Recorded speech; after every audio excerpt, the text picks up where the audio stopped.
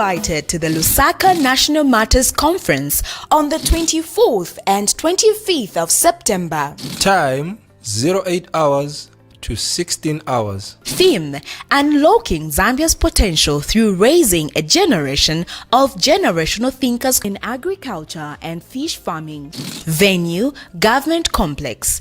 Charges: 500 kwacha per person, lunch inclusive. Speakers: Engineer Bernard Chiwala, Dr. Collins Kachaka, Mr. Salanda, Dr. Joseph Mushalika, Mr. Victor Himbai, Mr. Gilbert Banda, Siabula Prosper Sievu, Dr. Lubinda Habazoka, Israel Kembo from Zimbabwe, and your host, Pastor Victoria and Moses Chiluba. Note: limited numbers allowed due to COVID-19 restrictions.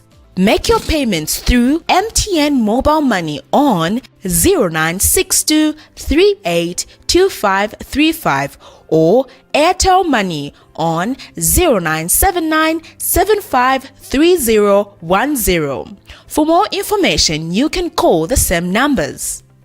Hurry before you are left out.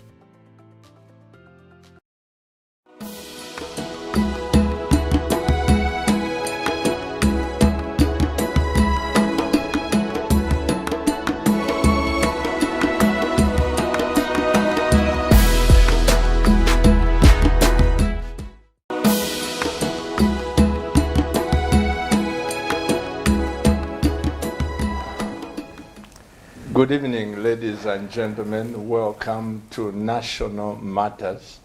I am your host, Pastor Moses Chiluba, and in the studio I have these great men that have been hidden in the corners of this nation, some from Chinsali, some from Mungu, others, but God is bringing them together to bring their blessings that God put in them, so that Zambia can go to other levels. In the studio with me, please join me as I welcome to my immediate left, Engineer Bernard Chiwala. Welcome to the program, sir. Thank you very much. And on next to Engineer Chiwala is my very own Dr. Kachaka. Welcome to the program. Thank you so much, Pastor. And viewers, we are happy that you are viewing us. Thank you. And I hope your days were okay. You were busy and profitable. Busy and profitable. Indeed. I am so grateful. We continue from yesterday where we left off with the two men that God used last night. And we are just zeroing down to the conference tomorrow. I can't wait, and I think the hours are running so fast, because I've been looking forward to be in this conference. I met one pastor in Luapula over the weekend when we went for the the wedding of our granddaughter. He said, you know, Pastor, what these speakers are bringing, you feel like leaving the ministry first to go and establish a farm. To go and establish a farm, then you come back and continue with the ministry. But let's start from where we are, Dr. Kachaka. We are at national level. And one of the presidents, you people are in a position to help me. One of the American presidents issued a statement. He said, it is not right for Americans to say, what shall the government do for us? Instead, you should turn that by saying, what must I do for the government? One of the presidents issued that. Pastor, I totally agree with that statement. In fact, I always say, a better country is where the government depends on citizens, not where the citizens depend on government. No. Yeah. We should reach a situation where the government of the Republic of Zambia begins to borrow money from us as Zambians. Then we are talking. That is the level we must reach, and the journey has started. Come on now. And Zambians, we Zambians from all the provinces and regions of Zambia, we are able to achieve this. I have always said, and I'm speaking again, that the development of the country should be in our hands. We as private Zambians should drive the agenda of development. You know, without thinking of government. We organize ourselves in all the sectors as Zambians, and we work. We bring our engineers, we bring our experts, we organize ourselves on our own without thinking of going to see government. We will be giving a report unto the government, but we are working on the ground in all sectors. So we should not even think about government. Let us work on our own. We do on our own. Pastor, you see, the situation is like this. The poverty in the home will translate in the poverty in society, and it will translate in poverty at national level. So, the focus here is in the home. We are focusing at household level. May I say this also, that you see, I feel sick to see a man begging money from his wife to pay rentals or to buy food in the house. Because the plan of God is that man, we men, we are the heads of this home. Man is a king in his house. If you are a king in your house, you should have resources. The resources are making you the king. So without resources, you cease to be a king in that home. So a good husband, even when your wife is working, you cannot think of her salary. You demean your kingship. The moment she's paid today, the same day she's paid, you give him money out of your pocket and give her money for shoes and lotions and perfume, the same way. That is the plan of God. And we as men of Zambia, we are able to stand up, to rise, and reclaim our positions again. We have let our families down, ourselves, and let our society down, and let our country down. Not anymore. I appeal to the men of Zambia to stand up. Men should talk to men. Men should work with men. Men should share ideas in Zango, in Indaba, in Saka. You know?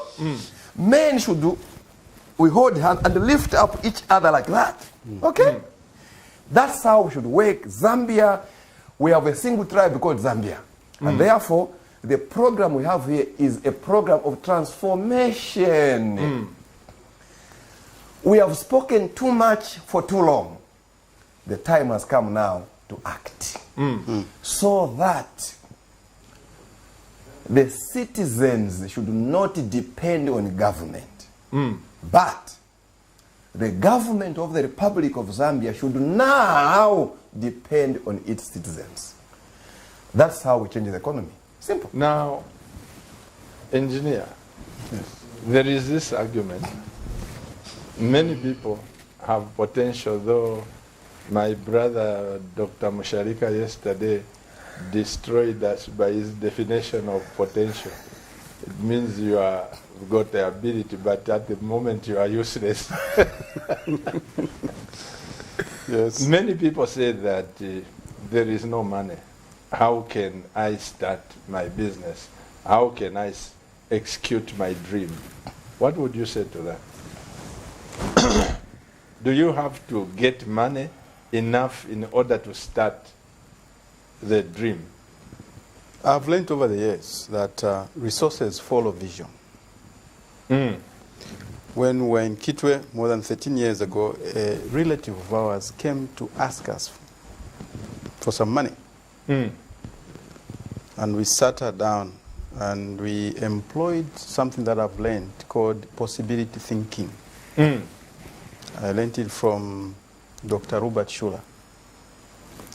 It's an idea where you task your mind to creatively think of at least 20 solutions to the problem.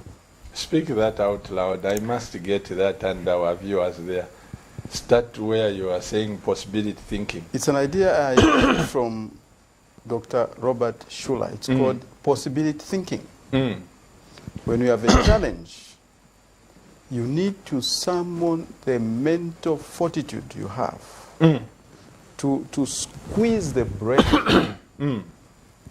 of the God that it has. So we sat her down. She just needed 2,000. We could have given her, but we wanted her to begin to think creatively.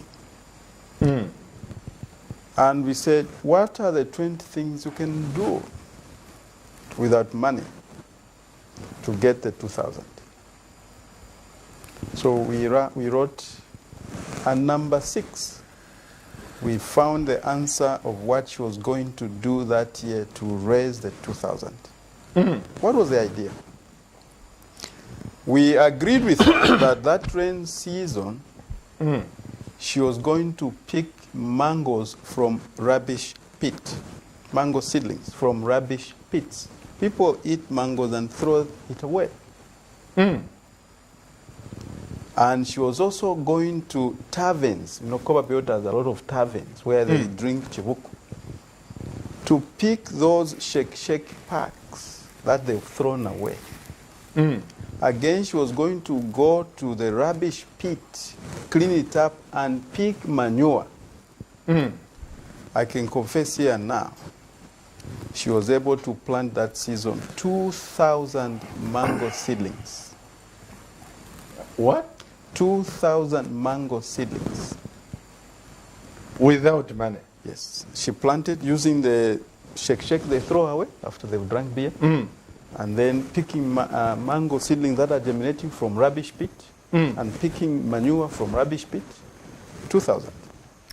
And at that time, one seedling was costing 5 kwacha.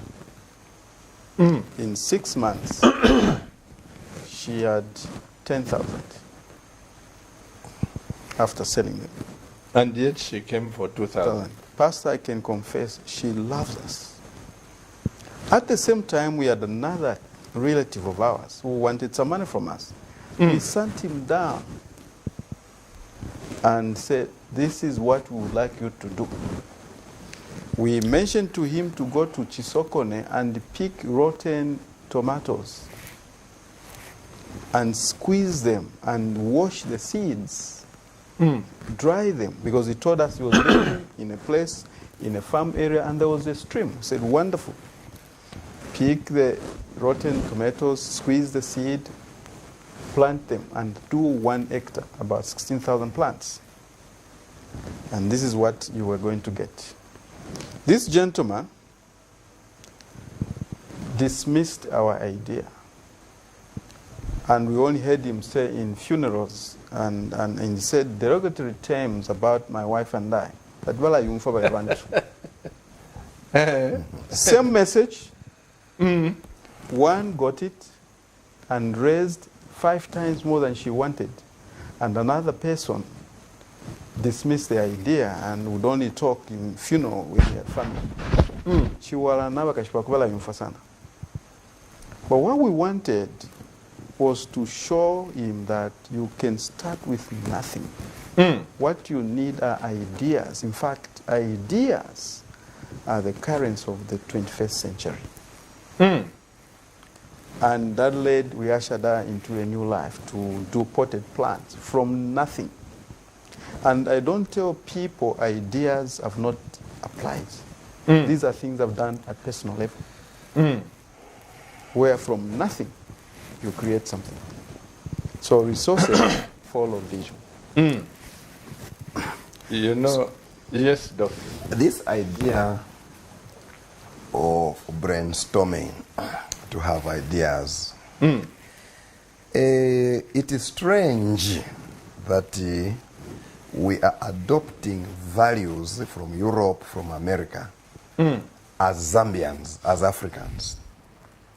Because our forefathers and our parents, they had these insakas, zango, where men sit to brainstorm, so that they have a particular idea which is adopted, which will be expanded, and which will produce a product or a service. Now, you see, the Chinese, have learned a lot from them. They work sometimes in 3s, in 5s. They go out somewhere to go and brainstorm, to think, to find a solution. They invest in thinking. Thinking is an investment we must invest in. Just thinking. Thinking. Even today, I was assisting people how to think. You and your brother, you can sit down the whole day to think how to raise 100,000 kwacha. And the ideas will begin to flow in your mind. At times you spread like that. You separate to go and meditate, to listen. There will be a voice entering your mind about idea. And again, you meet again to bring these ideas and refine these ideas and develop them. These things are there already in the Bible. It's called a revelation, Pastor. Yes. We do not invest in thinking at family level, at individual level. The brains we have, they are being underutilized. Leave the phone, leave the TV, leave internet and Facebook, leave the family. Find space, sit alone to think. You will be amazed the ideas which will come out of your mind. You are created in the image of Yahweh Elohim, the God of heaven. He is a creator, meaning you also and me, we can create. Yes. Yes. We are also creators. We should be innovative. We should invent. But this requires to sit down, to brainstorm and think. Invest in thinking. Yeah. That is the way forward. So, the issue of money, I think even me, I shouldn't appear to be smart here. I'm not smart. Even me, I was believing that until I have capital, until I have money. It's not true. The idea is what comes first. Yes. The idea will attract money. It attracts investment. It attracts people. The value of that idea is what brings the money. So, if you have an idea, let the idea be arranged and packaged, and that will create the money, and the money will begin to flow. So I totally agree. And we have several ideas with us. Yeah. What about Dr. Chwala? You've promoted me now, Pastor. I'm a doctor. I'm not yet. You deserve it. You deserve it, sir. You deserve it. Engineer Chwala, Yes. what about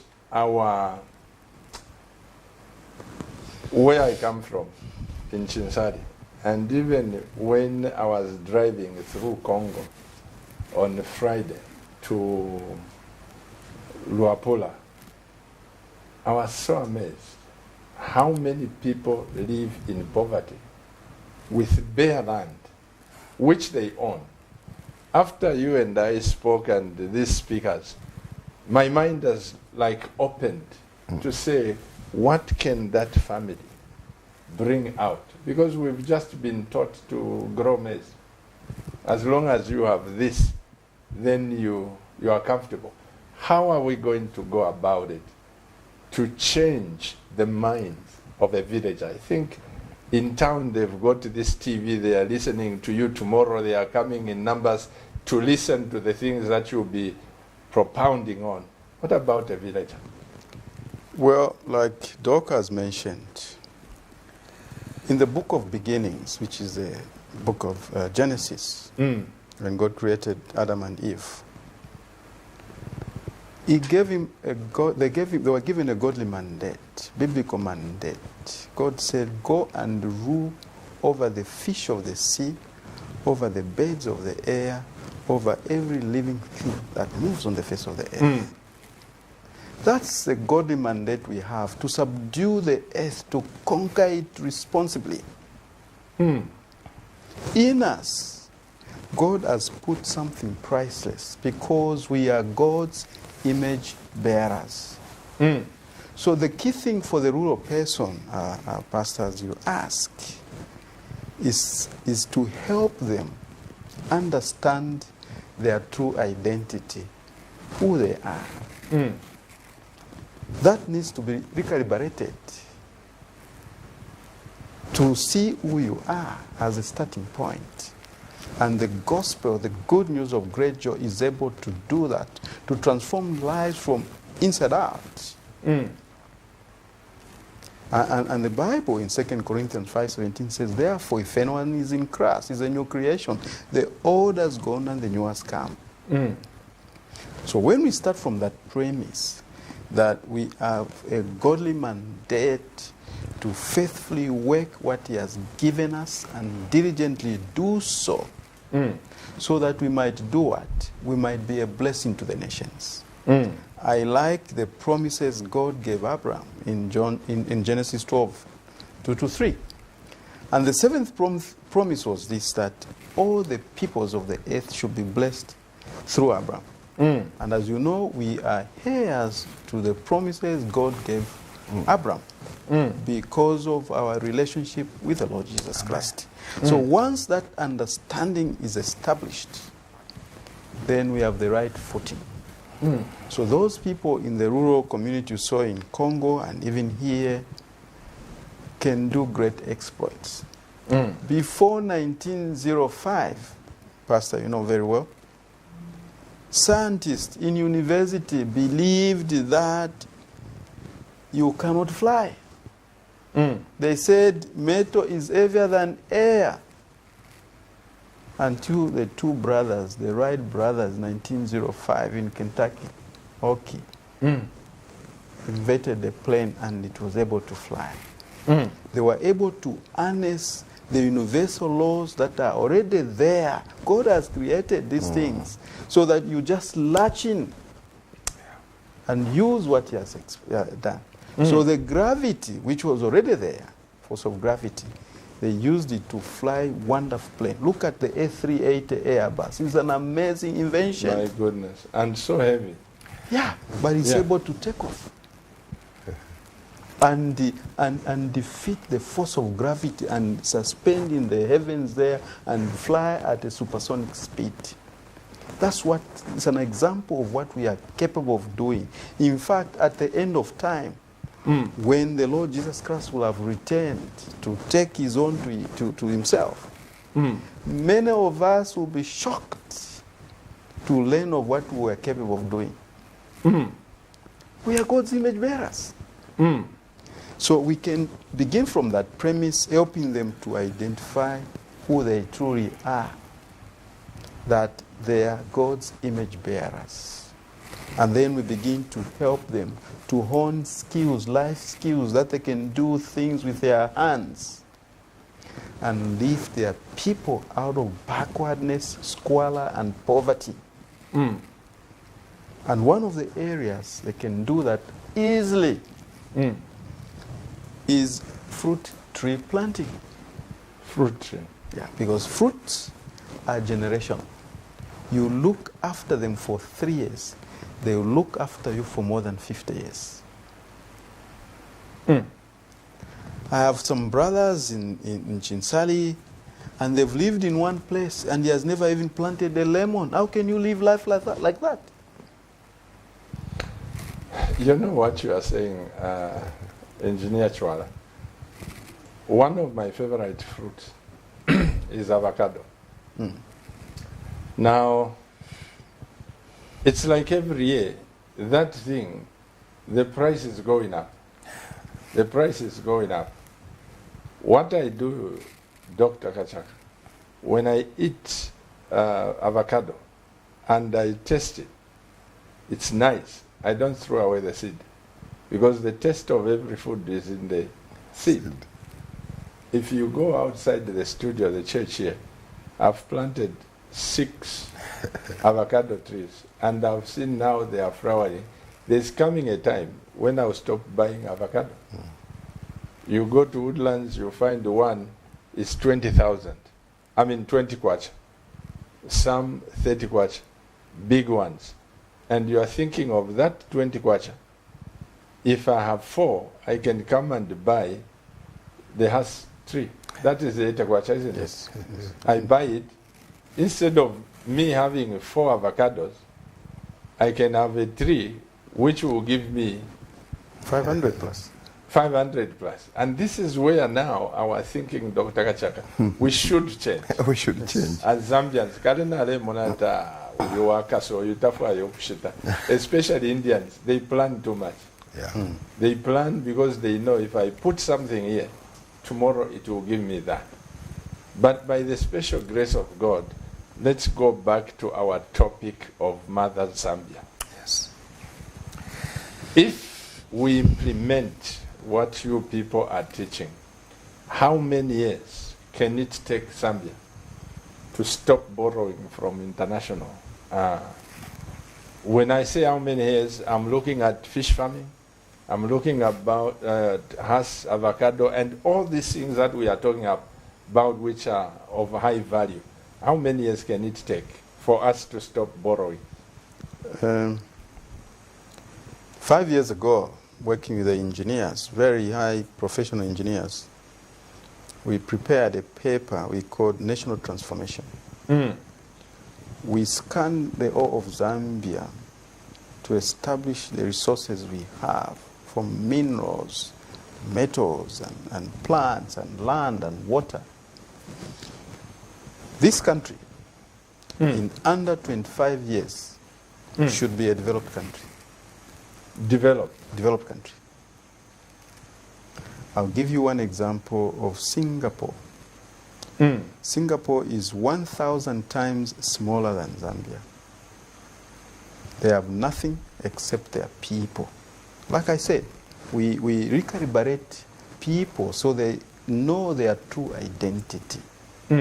So that even in investing, prime to the investment that the country must make is in its people, so that you have a well-enlightened community, people who read, people who understand, people who research, people who add skills after skills. Not when they leave university and they leave books. No, that's the starting point. Because the scripture is very instructive on this matter in Proverbs 4:7. Wisdom is supreme. Therefore, get wisdom. Though it cost you all you have, get understanding. And that's where we've missed. To look for knowledge with whatever price we are prepared to pay. Once we do that, people from all over the world will be coming to this nation to learn from us. Singapore, a tiny nation, in under 35 years, moved from the third world country to the first world. And as we speak, their per capita income is in excess of $50,000. We are still talking less than $2,000. When at independence, we were far richer than them. And we have all these forests. We have wildlife. What? We have everything. So we must start working today and not tomorrow. I think I agree, Pastor, with the engineer. I totally agree that, and I've always said, The challenge is not resources. I have heard a number of politicians, our leaders and others saying, you know, we don't have resources.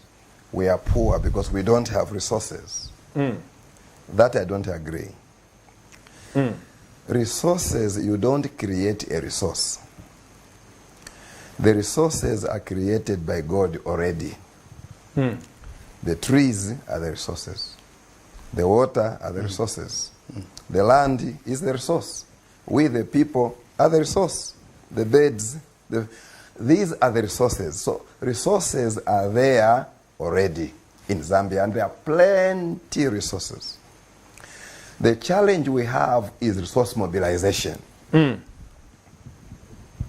Now, if you look at resource mobilization, okay, the mobilization part is a military word. It requires effort to put these things together so that we create some value. That is where we are struggling as a country. Yeah. We have a lot of resources. Zambia is stinkingly rich.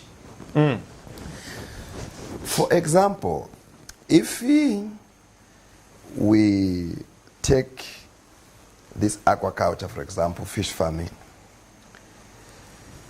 the whole of SADC region, Zambia, we boast of 40% of waters in the SADC region are here in Zambia alone. Meaning what? The Lord has positioned Zambia already as a fish farming state. Because all the waters of SADC are put in Zambia.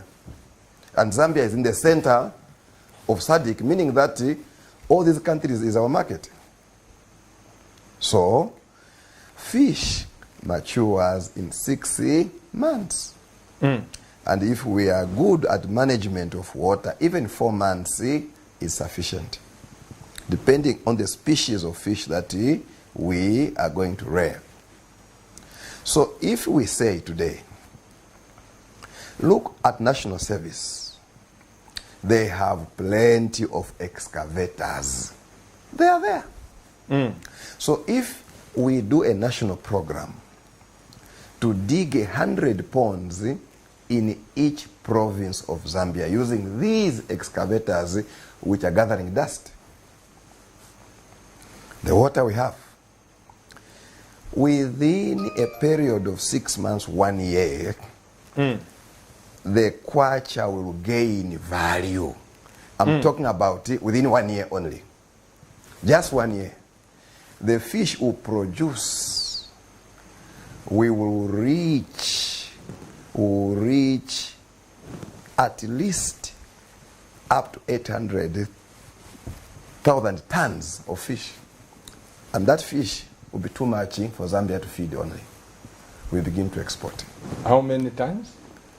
About 800,000 tons of fish. And how much would, say, a ton cost if we are to export it? Because 1 ton of fish, a ton, example, if we get 1 pond, 50 meters long and 25 meters wide, this is just 1 pond, and you stock up to 10,000 fish in that pond, and the fish grows up to 500 grams average body weight in 6 months. So in that pond alone, a single pond, I have 4 tons of fish in 1 pond. And when we sell the fish, for example, at 40 kwacha per kilo, which is the retail price, we get 160,000 kwacha as income from 1 pond. So the issue of poverty in the villages is unnecessary. I even wonder, these our great MPs, the works they do, because we can get these experts and go to the village and get our aunties and uncles to say, borrow shovels. And in village, we work as teams. So our uncles would borrow shovels around, and the men and the boys can begin to dig a pond. Within a week, the fish pond is dug and finished. Per village. A single pond will be able to keep the whole entire village. One pond only. And I'm talking about 6 months. The 6 months chabe. See 2 years, 3 years, 6 months chabe. You have allowed water to flow year in and year out, yet you are praying big prayers. Mwelesa, mwelesa, mwelesa. We should begin to change. Even our government, they are willing to help. But dig the pond. Show them that you have started. And digging a pond is straightforward. Yeah, it's easy. You don't need an excavator. The shovel you can dig. Me, I dig. I remove the suits and get a shovel myself. I dig. I shudder even when we say, our youths are looking for jobs. So I say, are you looking for a job or are you looking for money? For me, stop thinking job employment. Stop that. Start thinking big money. How do you raise big money? That should be your focus. You know? And to raise big money, you can't raise it in a job. Because to seek a 2-pin, it can't do anything for you. And therefore, the youths of Zambia, you have the land. You have the hands. You have everything around you. Stop looking smart and wearing whatever. You need to work with your hands. This thinking of office dress, thinking of driving a Benz, thinking of looking smart. If you want to look smart, there is a process to that. The process is the work of your hands. Okay? That is the process, and that we can do. You know? So, the issue again which the engineer raised, dominion. Let them have dominion. You see, Pastor, I've looked at that verse again. Dominion over who? Or over what? It is over the fish of the sea, the birds of the air, the creeping creatures, all right? And the animals. God has not said man should rule a fellow man. No. Man to have authority over other men. No. So, to get employed, you are losing your kingship because you are a king. You are a ruler. You are born to control, to be in charge. You are a provider. So, you can't look for a job. You demean your kingship because a fellow man will have a rulership over you. God did not say that. He says, rule the birds, rule the fish, rule the trees, rule the creeping creatures. Therefore, we are appealing to you and to myself. May we take our position as rulers. To be a king in the image of God is to own resources. You get the rulership from the resources. It gives you power. Without resources, you lose the kingship. And tomorrow, we are inviting you in Kamara at Government Complex so that we can speak to you face to face to understand the type of water you have, whether your water is suitable to grow fish or not. You may have water, but is it suitable? Tomorrow we shall advise. Now, Doc, I know tomorrow you people are loaded and a lot of people will be blessed.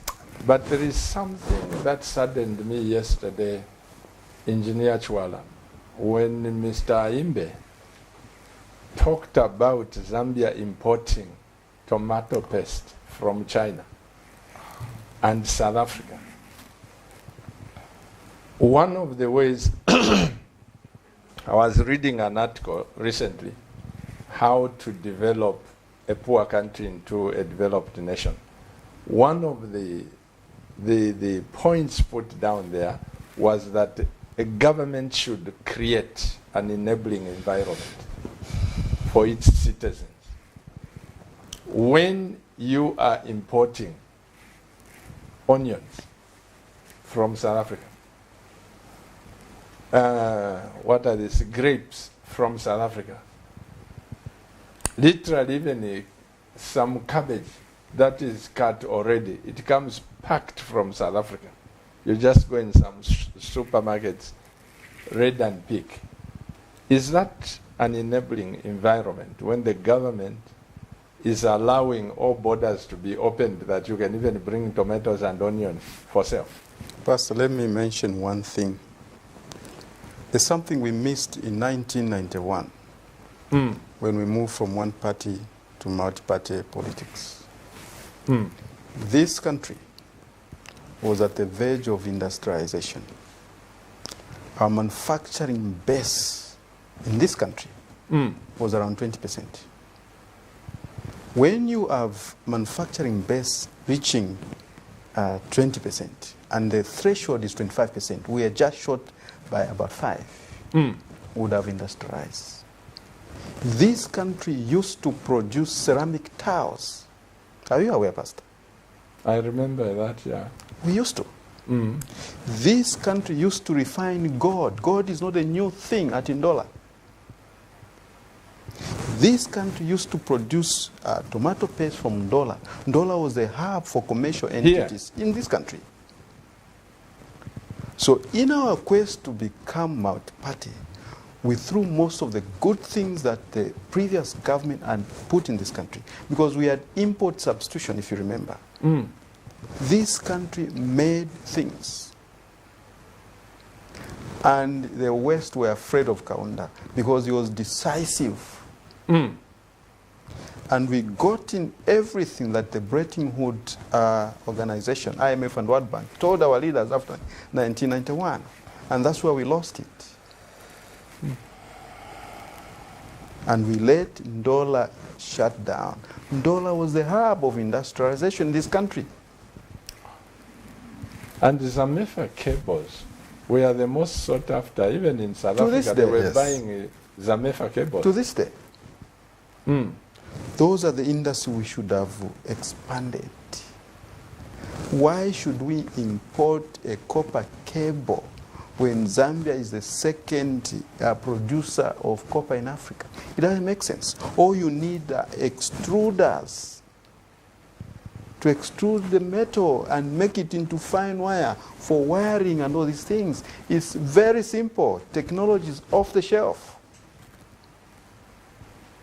So it's this thinking that must be recalibrated from my perspective so that we begin to think right.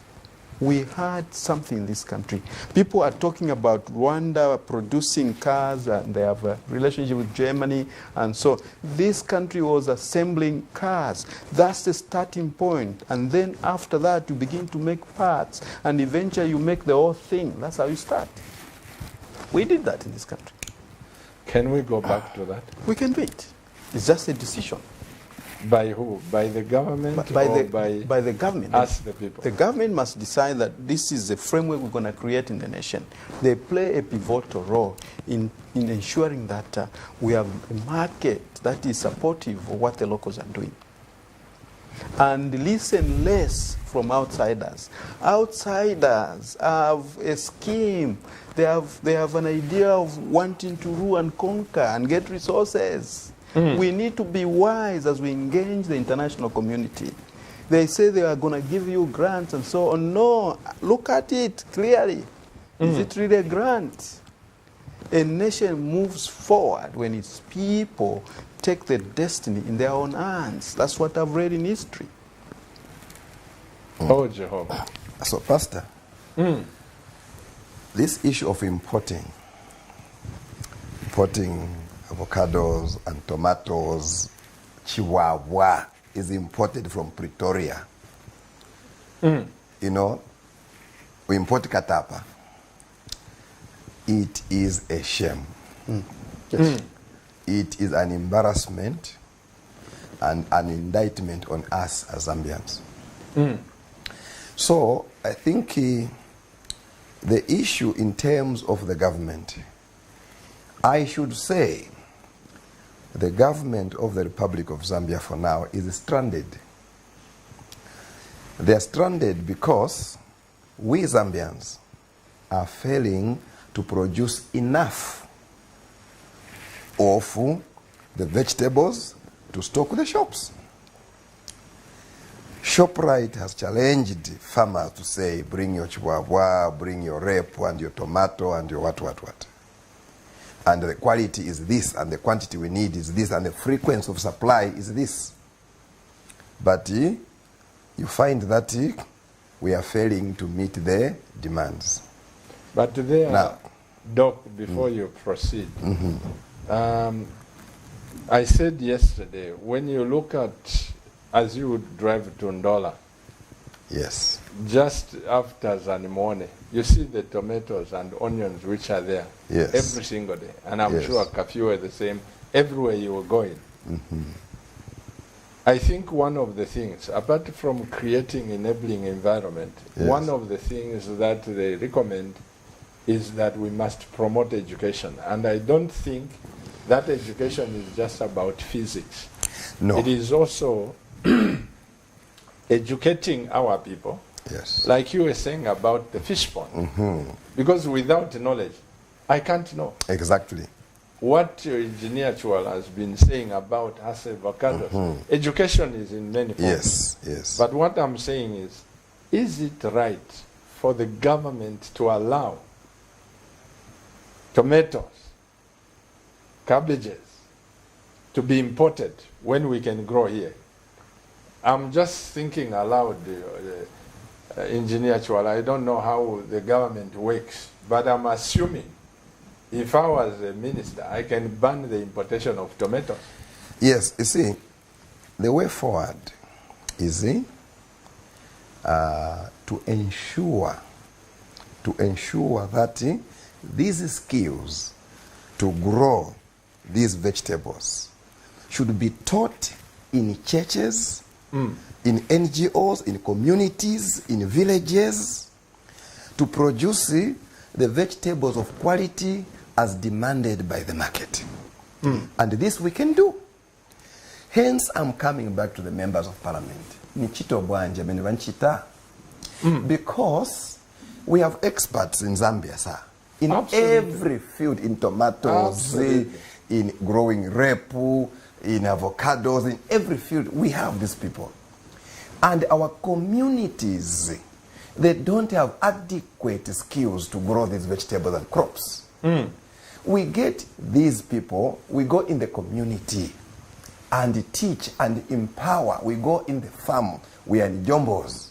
Okay? This should be a national program, a revolution. It must be a revolution.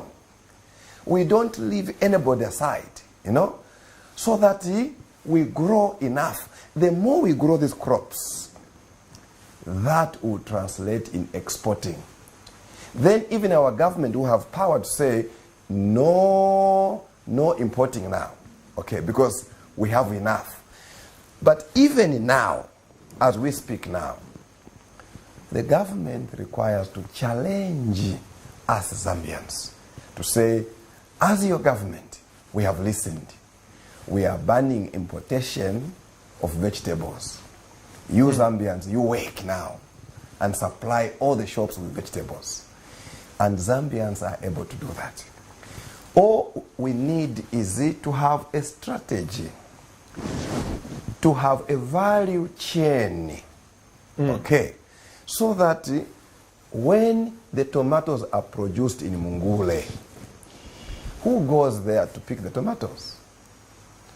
Who is in charge of packaging them and branding them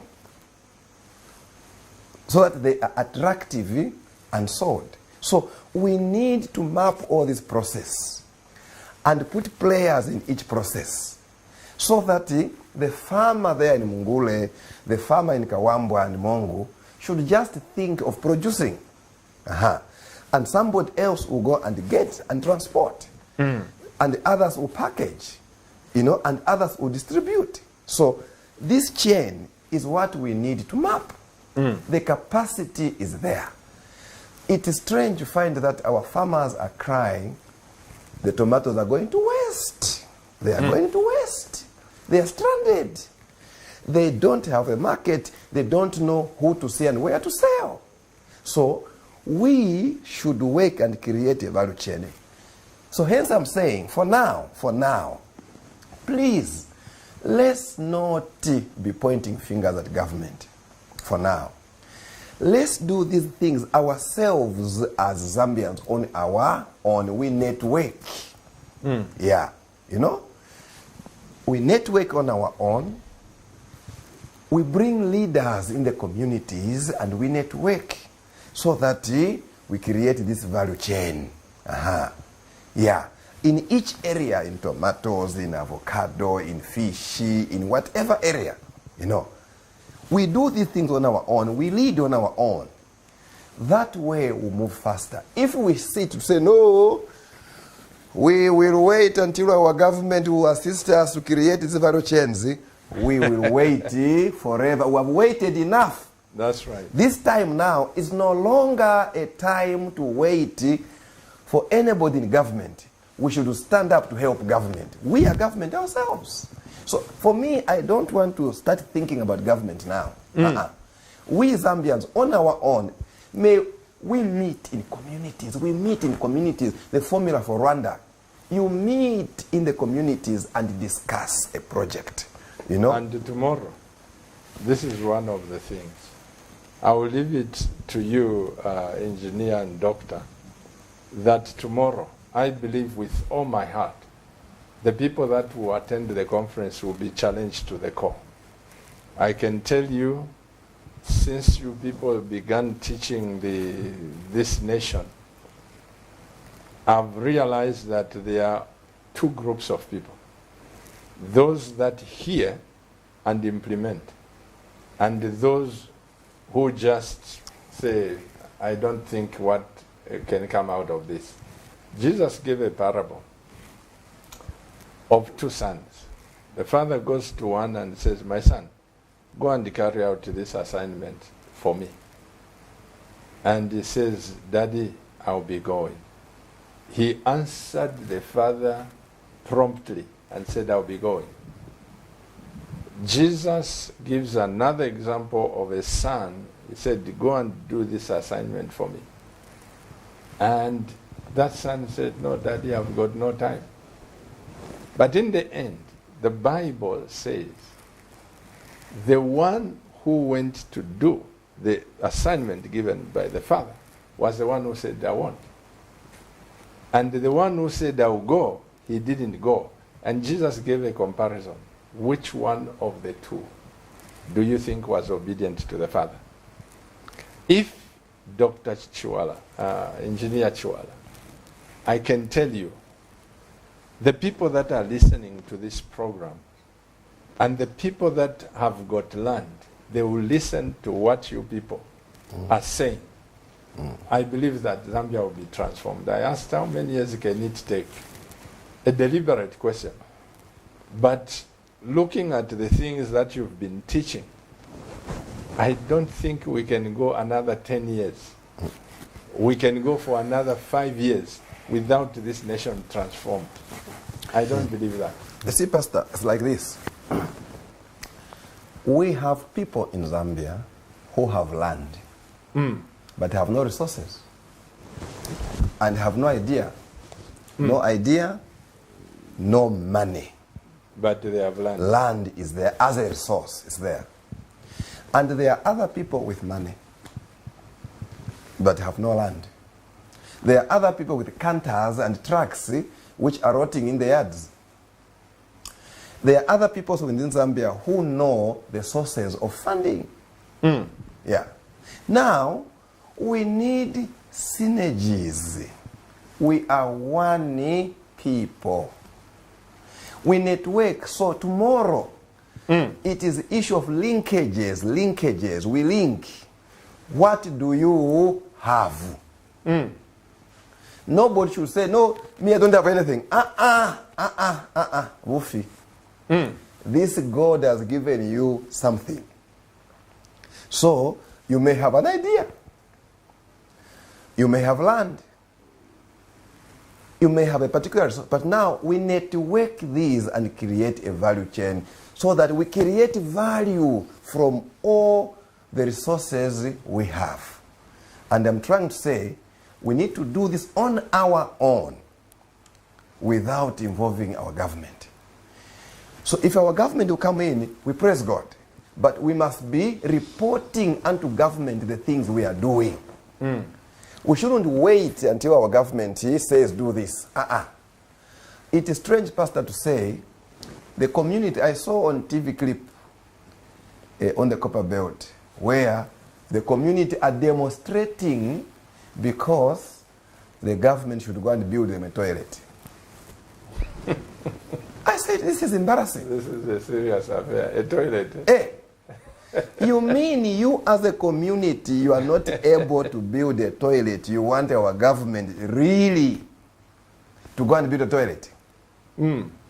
That is shameful. So, we are trying to say, let us see, we come together. We reason as Zambians. We put our heads together so that we drive our economy, especially beginning in the home. Beginning in the home. Yeah. Because if the economy in the home is built, then we are building the economy in the society, and it will translate in the nation. So tomorrow, you come the way you are. You find other people tomorrow who have some other things which you don't have. So we bring you together like that. Okay. So that we create some value. On that score, Pastor. Yes, engineer. I went to John Leng at Reformed Baptist Church there to share on biblical stewardship, living productive, fruitful, and faithful lives. And the feedback I got as I shared with the brothers there was that they don't have land, they don't have this and that. So they can't grow the vegetables I was talking about. And Pastor, I challenged them that they can do it. They are lying. So we agreed that they were going to get sacks and get soil from a rubbish pit, that is compost, and grow things. When I went there after some months, I found 2 young women had done that. And they had several vegetables in their backyard, because it's very rocky there, as you know, that they had planted in sacks. So wait a minute, sacks. Yes. You grow vegetables. Yes. Vegetables like?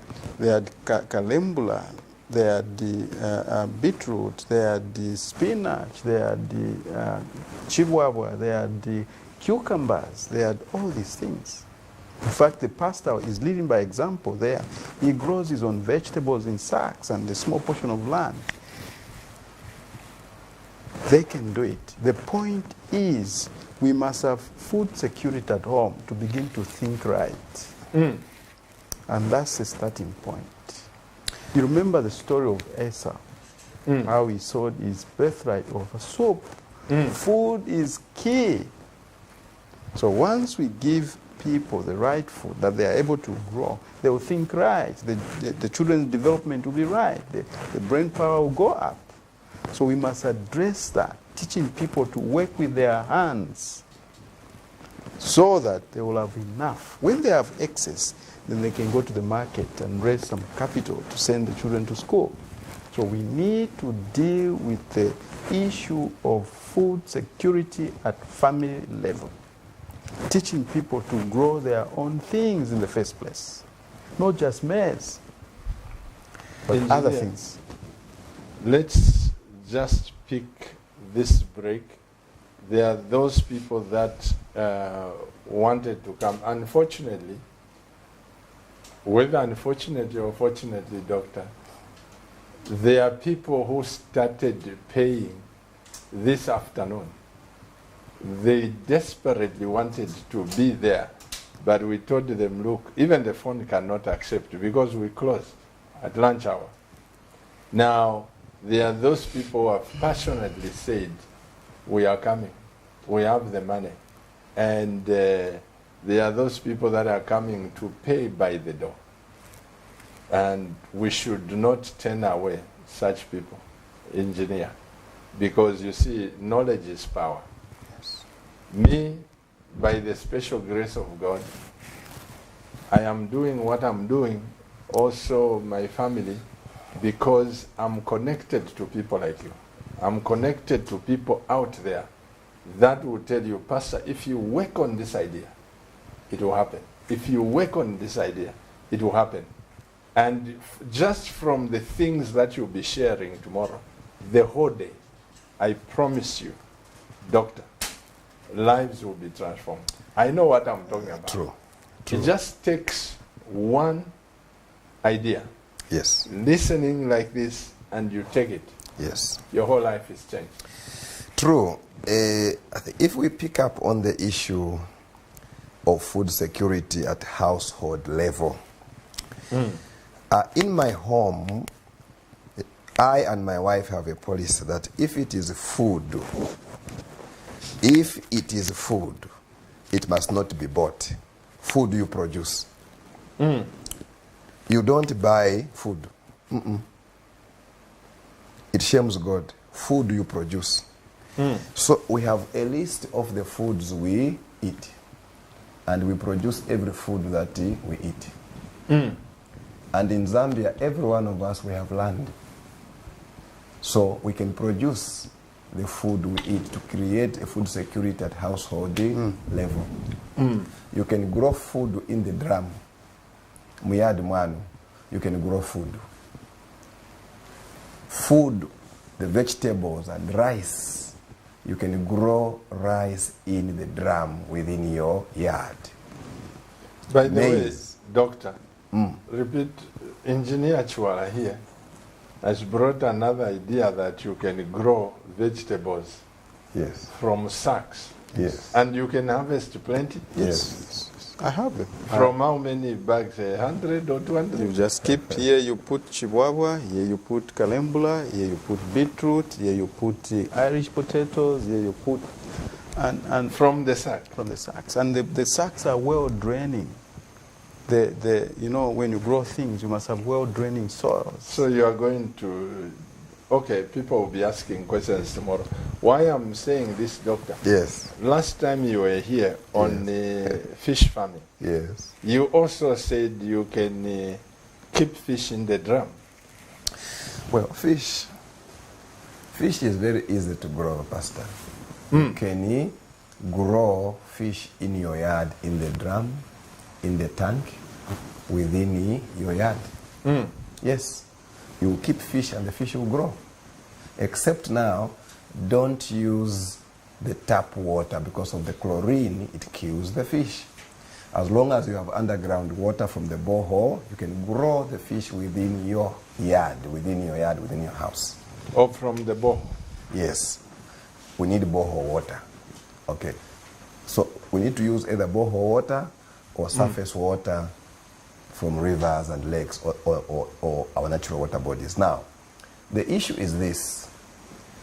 You mentioned the issue of churches, for example, because Zambia is a Christian nation and we have a lot of churches. Almost everybody in Zambia is a Christian. Now, look at the plight of the orphans and the widows in our churches. They run because in the families, we have killed the extended family system. Because of that, they run to the church to go and seek help. They reach the church, the help they are seeking is not there. Jesus says, I was hungry and you fed me. I was thirsty, and you gave me drink. I was naked and you clothed me. The churches are poor. It's embarrassing. The church must be run as an industry. Read the book of Nehemiah. You will find that here are choirs, singing groups, which are on payroll. Leaders, elders are paid by the church, meaning what? The church is run as an industry. It owns industries. We should build homes for the widows and take orphans to schools and universities and beyond. That is the job Jesus has given to us. But we are failing. Yet within the church, there are people with land. Individual members have land within our churches. Why aren't we using this land where there are plenty of snakes and frogs only? You know? Huh? So there's something we need to do. Yeah. Okay. So please, the time has come and the time is now. I am available and the team in fish farming is big. We have plenty of experts. Actually, a lot of them are more than even me. They are plenty. They are available to help. We are available to come to the churches. Whether it's Catholic Church, we shall come. Whether it is UCZ, we shall come. Whether it's SDA, we will come everywhere to empower our citizens, to empower a Zambian. Because empowering a Zambian, I'm empowering myself. Because a Zambian is my blood. Therefore, I'm coming. Chipata, we are coming. Mongu, we are everywhere.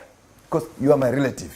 Okay. So the time has come to break these boundaries which are destroying us.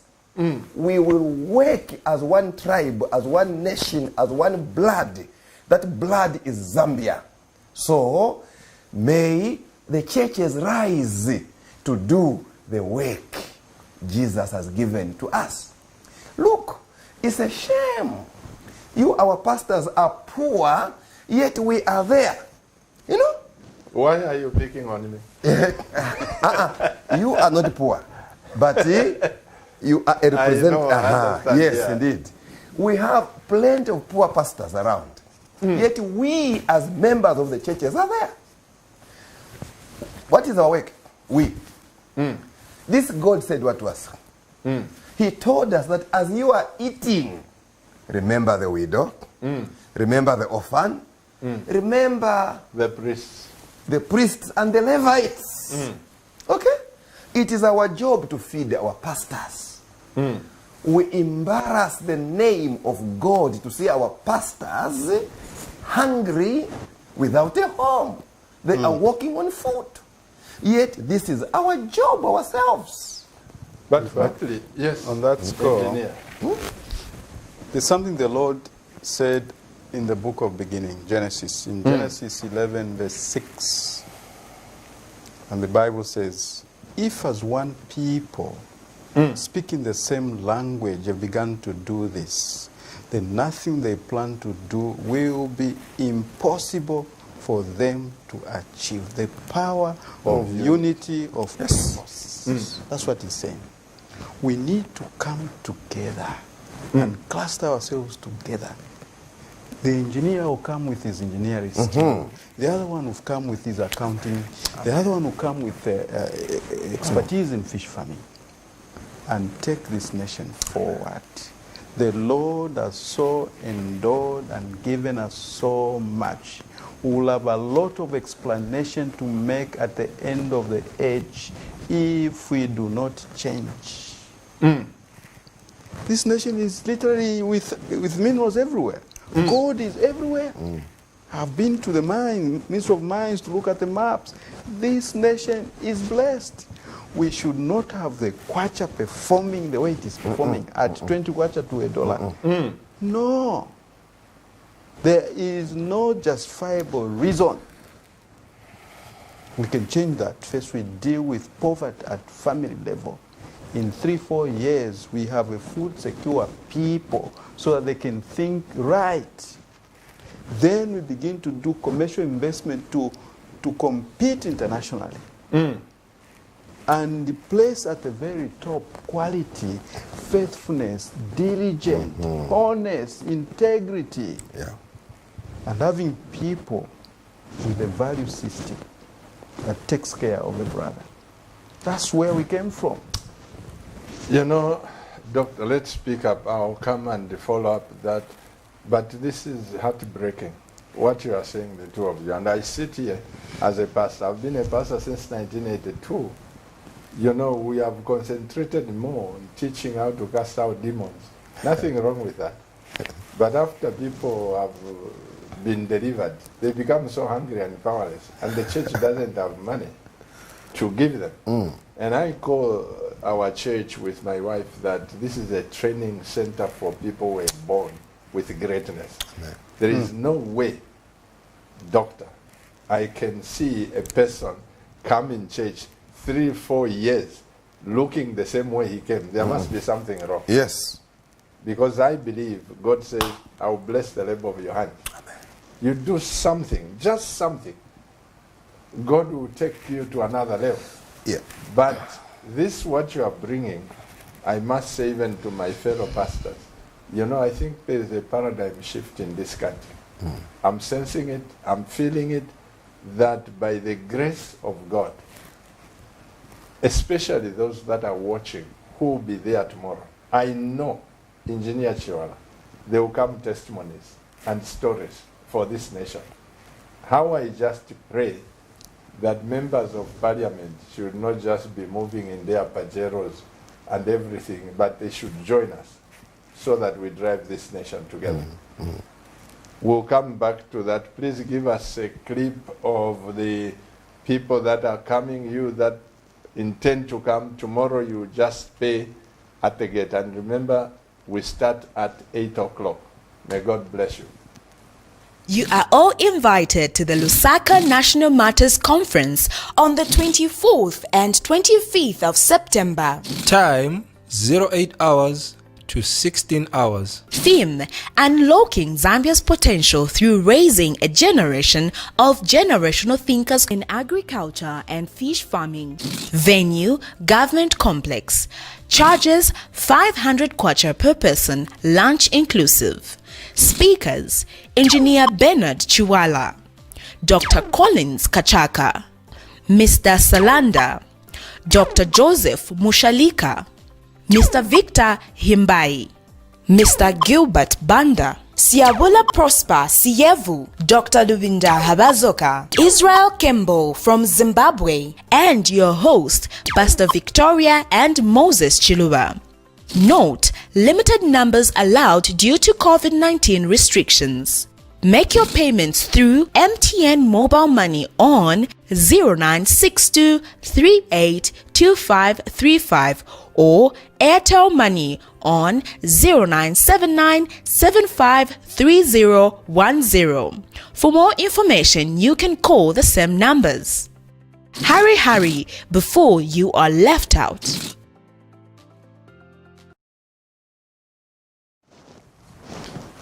Welcome, dear Camnet TV viewers. I am your pastor, and in the studio I have Engineer Chiwala and Dr. Kachaka. We're looking at national matters. As Engineer quoted, when there is the power of unity coming together, no tribalism, no region segregations, we come together and say, let's do this.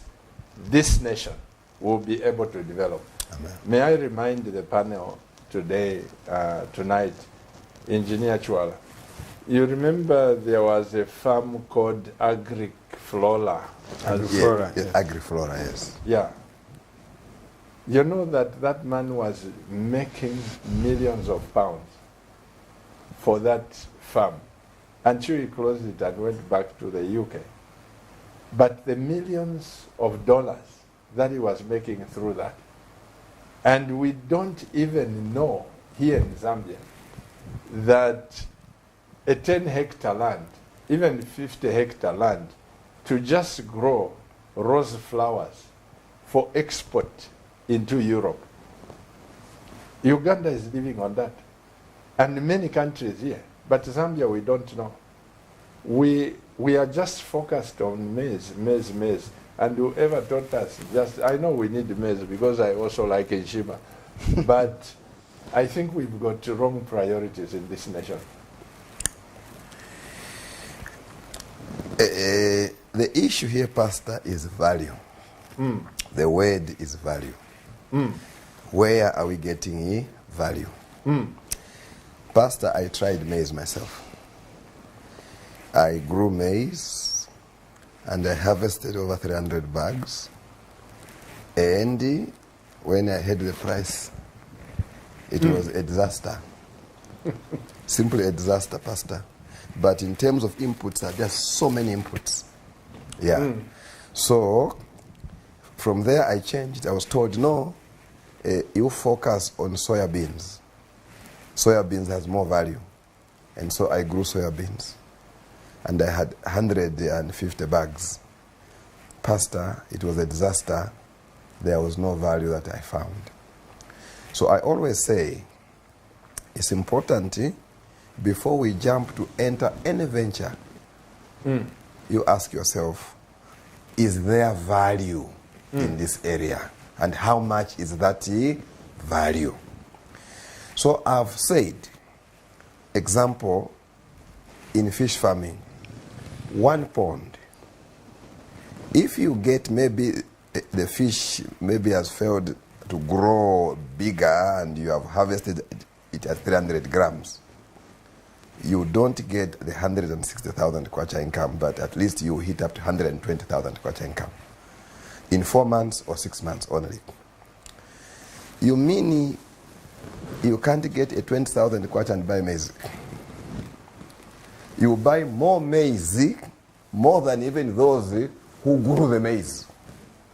Yes. So let's focus on value. Yeah. Let's put effort where we can gain sufficient value. In that way, we'll be moving. So we need a shift in our thinking. We should change our habits, change even the way we work, change even the way we talk, change even the works we do. We must begin to see people who are working in offices to be in jombos, to hold the hoe, to get the shovel, to be in the dirt. That is the kind of mind shift we need to make. The issue of wearing a necktie and seated in the office only, this is killing us. We are failing to create the future for our children. So we need to change. The Bible says a good man is who? A good man is one who leaves an inheritance for his children's children. Okay? Your children and mine, they won't inherit your job. You and me, we didn't find anything. So we should change the picture so that our grandchildren should find something this time around. So let's be productive. And the first thing to do really is food. All the economies of the world, they begin with agriculture, the land. Because this is the primary economy. Yeah. And when you talk about food, engineer, one time my wife and I were in this supermarket in America. She likes Vienna sausages for breakfast. We're in Springfield, Massachusetts. We're doing the shopping. And I see a pack like this, very cheap, of about 24, 30, double layers. And I hold that, and I thought for the 1 month that we were, in fact 2 months that we were in Springfield, we just needed 4 packets. I hold this, it is so cheap, but the label on the corner is stamped there, buy one and get one free. And I looked at the value of the two. I said, Mukashwaninga nikuzambie itu apiamu. I mean, it's so big. I agree with you because when I asked one American, why is your food so cheap? He said this, I'll never forget. He said, you know, the government has policy here. You can buy a Wrangler gin, you know those Wrangler gins, at $7, $10. It is an entitlement for every American to wear things like that. There's also an entitlement for an American to have sufficient food at all times. Yes. They should not be malnourished when it comes to food. But if you want a suit like Engineer Chwala has, and the one you have, he says there you have to pay through the nose because that's luxury. It's luxury. With or without a suit, you still be who you are. Now to imagine that they place priority on food and bringing things down. Here, I don't know, our staple food, you find that it's out of reach for the poor. Yeah. Why is it so, Engineer? I'll give you the statistics I looked at, Ministry of Agriculture, production of maize last year, because maize is a big thing in Zambia in terms of people talk about government puts money through FISIC there. The average yield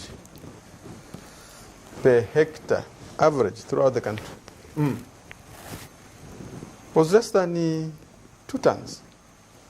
Per hectare. In fact, it was 1.29. However, you go to the commercial farmers in Mukushi, they are getting between 8 to 10 tons per hectare. Wait a minute. Who produces less than? It's the average. The whole country, the small-scale farmers and all these things. They produce less than 2 tons. It was 1.29, in fact, last year. per hectare. Yes. You go to Mukushi, you get 8 to 10 tons. I asked the question, this is what I'll do. That FISIP money we give to the small-scale farmers, I'll give it to the commercial farmers and tell them produce 10 tons. 6 tons is yours, 4 tons is mine as a government. And I get 4 tons and I give those poor people. Then the 6 tons that they are making, I tell them export. We will have no less than 10 billion coming just from maize. Not less than 10 billion. Yes. And it will change the whole equation of our food security. Until these farmers now, you have these 4 tons coming from government, which we never had. Grow oranges, grow avocados, grow pawpaws. They don't know how to grow maize. Because the technology they use is very rudimentary. We need to mechanize. Agriculture mechanization is critical to enhancing productivity. And it starts from land preparation. And then you plant, and then you manage how you harvest. In fact, at harvest, post-harvest loss is so much. You've grown things, and then you lose so much. It doesn't make sense. They need to set up storage facilities that get these things and put together in there so that we can export. Congo is yearning for our maize. In fact, we should just go there like the government have done now. I think they've signed an agreement with Congo that we export maize there. So we have more farmers growing this maize for exporting to Congo. We raise our forex. That will stop the smuggling that goes through the borders. Just go and flood with mealie meal and maize in Congo because they want it. Population is big. So those kind of policies will move us forward. But to have a farmer given FISIP and then they are producing 1 ton, it's a waste of resources. And it must be stopped as far as I'm concerned. Give the man to the commercial farmer who is producing 10 tons. Tell him, use this money, produce 10 tons, 4 tons, give me back. So you'll have moved from 1 ton to 4. And then the excess of 6 tons you export. rather than money going in the drain for 20 years. These people from FISIP never graduate from 1 hectare to 2 hectares until a generation goes. No, we need to question the choices we make. And those 2 hectares, somebody can grow us avocados, which will give them more money. It will give them $1 million kwacha. And they will get the other. They can even go and buy their maize for food. It's where we focus and how we do things. Dr. Mushai, this is where you are saying value. Value. And sorry to say this, for me, it has a lot to explain to the people of Zambia. There's a lot to teach us how to move from this level to another. But blessed be the name of the Lord for people like you. The conference that we have, I want you to know, Dr. Kachaka, by the special grace of God, if we all come together, as the engineer was saying, we unite without people saying, I am the one here. If we unite, Yes. we are able to bring this economy. And I know Zambia's economy will bounce back. I keep telling the people that this economy will bounce back. Pastor, I agree. I have looked at Luapula province and I have shuddered and have shaken my head in astonishment and awe. I have looked at Southern Province and Western Province. Look at the amount of water. And our waters doesn't have fish. The capture fish, the fish in the natural water bodies is completely depleted, gone. Even in Kafio, I'm told the fish has gone down. Now, you find, sure, true. Now, you find that here are our uncles, our brothers, our villagers living in small huts on the bank of the river to catch only 1 fish. And you are the member of parliament of that region. You want to vote from these people. They have a single blanket in a hut. They are camping on the bank of the river to catch 3 fish. The river waters, the lakes have no fish anymore. The fish is finished. And the water keeps flowing, singing a song that, here I am. Here I am, I am going to the Indian Ocean. I'm going to Indian Ocean. I'm going to Indian Ocean. These people, meanwhile, shouldn't we go in Western Province and Luapula Province and Southern Province, where we have so much water, where people are fishermen already by design, to go and teach these fishermen how to grow fish in ponds? We line ponds simply near to the banks of the rivers and lakes. This will improve the fortunes of our own people. The people will see the value. Now, because we are getting water from the rivers and lakes, there is no need for a pond liner, no need for a submersive pump, no need for Malite Power Zesco, no need for solar. It will be very, very, very cheap. These same men on the banks of the river, they are able to dig the pond, and we teach them how to dig the ponds. We divert Shifilia from the river to go to the fish ponds. The growth rate of the fish in these ponds will be very high because of the fresh water every day. These are called flow-through ponds. And we improve the economy of our people. We empower our people. And like every year, we go to these people who are very poor and get votes from them, yet we are failing to assist them. We don't need anything. They can dig with shovels. Shovels, they dig the ponds, and the water flows there without any other cost. Then we go and see the government say, please, the ponds have been dug, you give us fingerlings. And fingerlings will be stocked. Even when we don't have the money to buy fish feed, the fish will grow bigger as long as the pond is fertilized. The way the fish grows in the rivers and so, it will grow the same way in the pond. It will feed on the natural feed, and these are detritus, algae, and zooplankton and phytoplankton. Without buying any commercial feed at all, the fish will still grow big, and we improve our economy. So, for me, the poverty we have, I define it as lack of production. As long as we don't produce, we become poor. So we need a product, and we have every resource around us. So the time has come, and it is now. We need to create teams in each of these sectors so that we can go in the provinces and camp there to give skill to our people and open their eyes and work with them.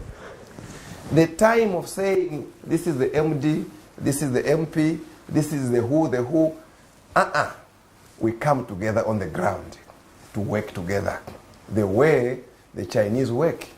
You don't even see who the boss of the Chinese is. We are involved in the same work ourselves. That is how we should work, and we need to do this as quickly as possible to raise our economy to some level. And this we are able to do. I'm so grateful. You know, Bishop, this is from one of my friends, Bishop Mivenge of Mondola. He says, my wife and I are growing Irish potatoes in sacks at our backyard of our house. We have planted in over 50 sacks. We are planting more potatoes every month in sacks. Yes. Just at the back.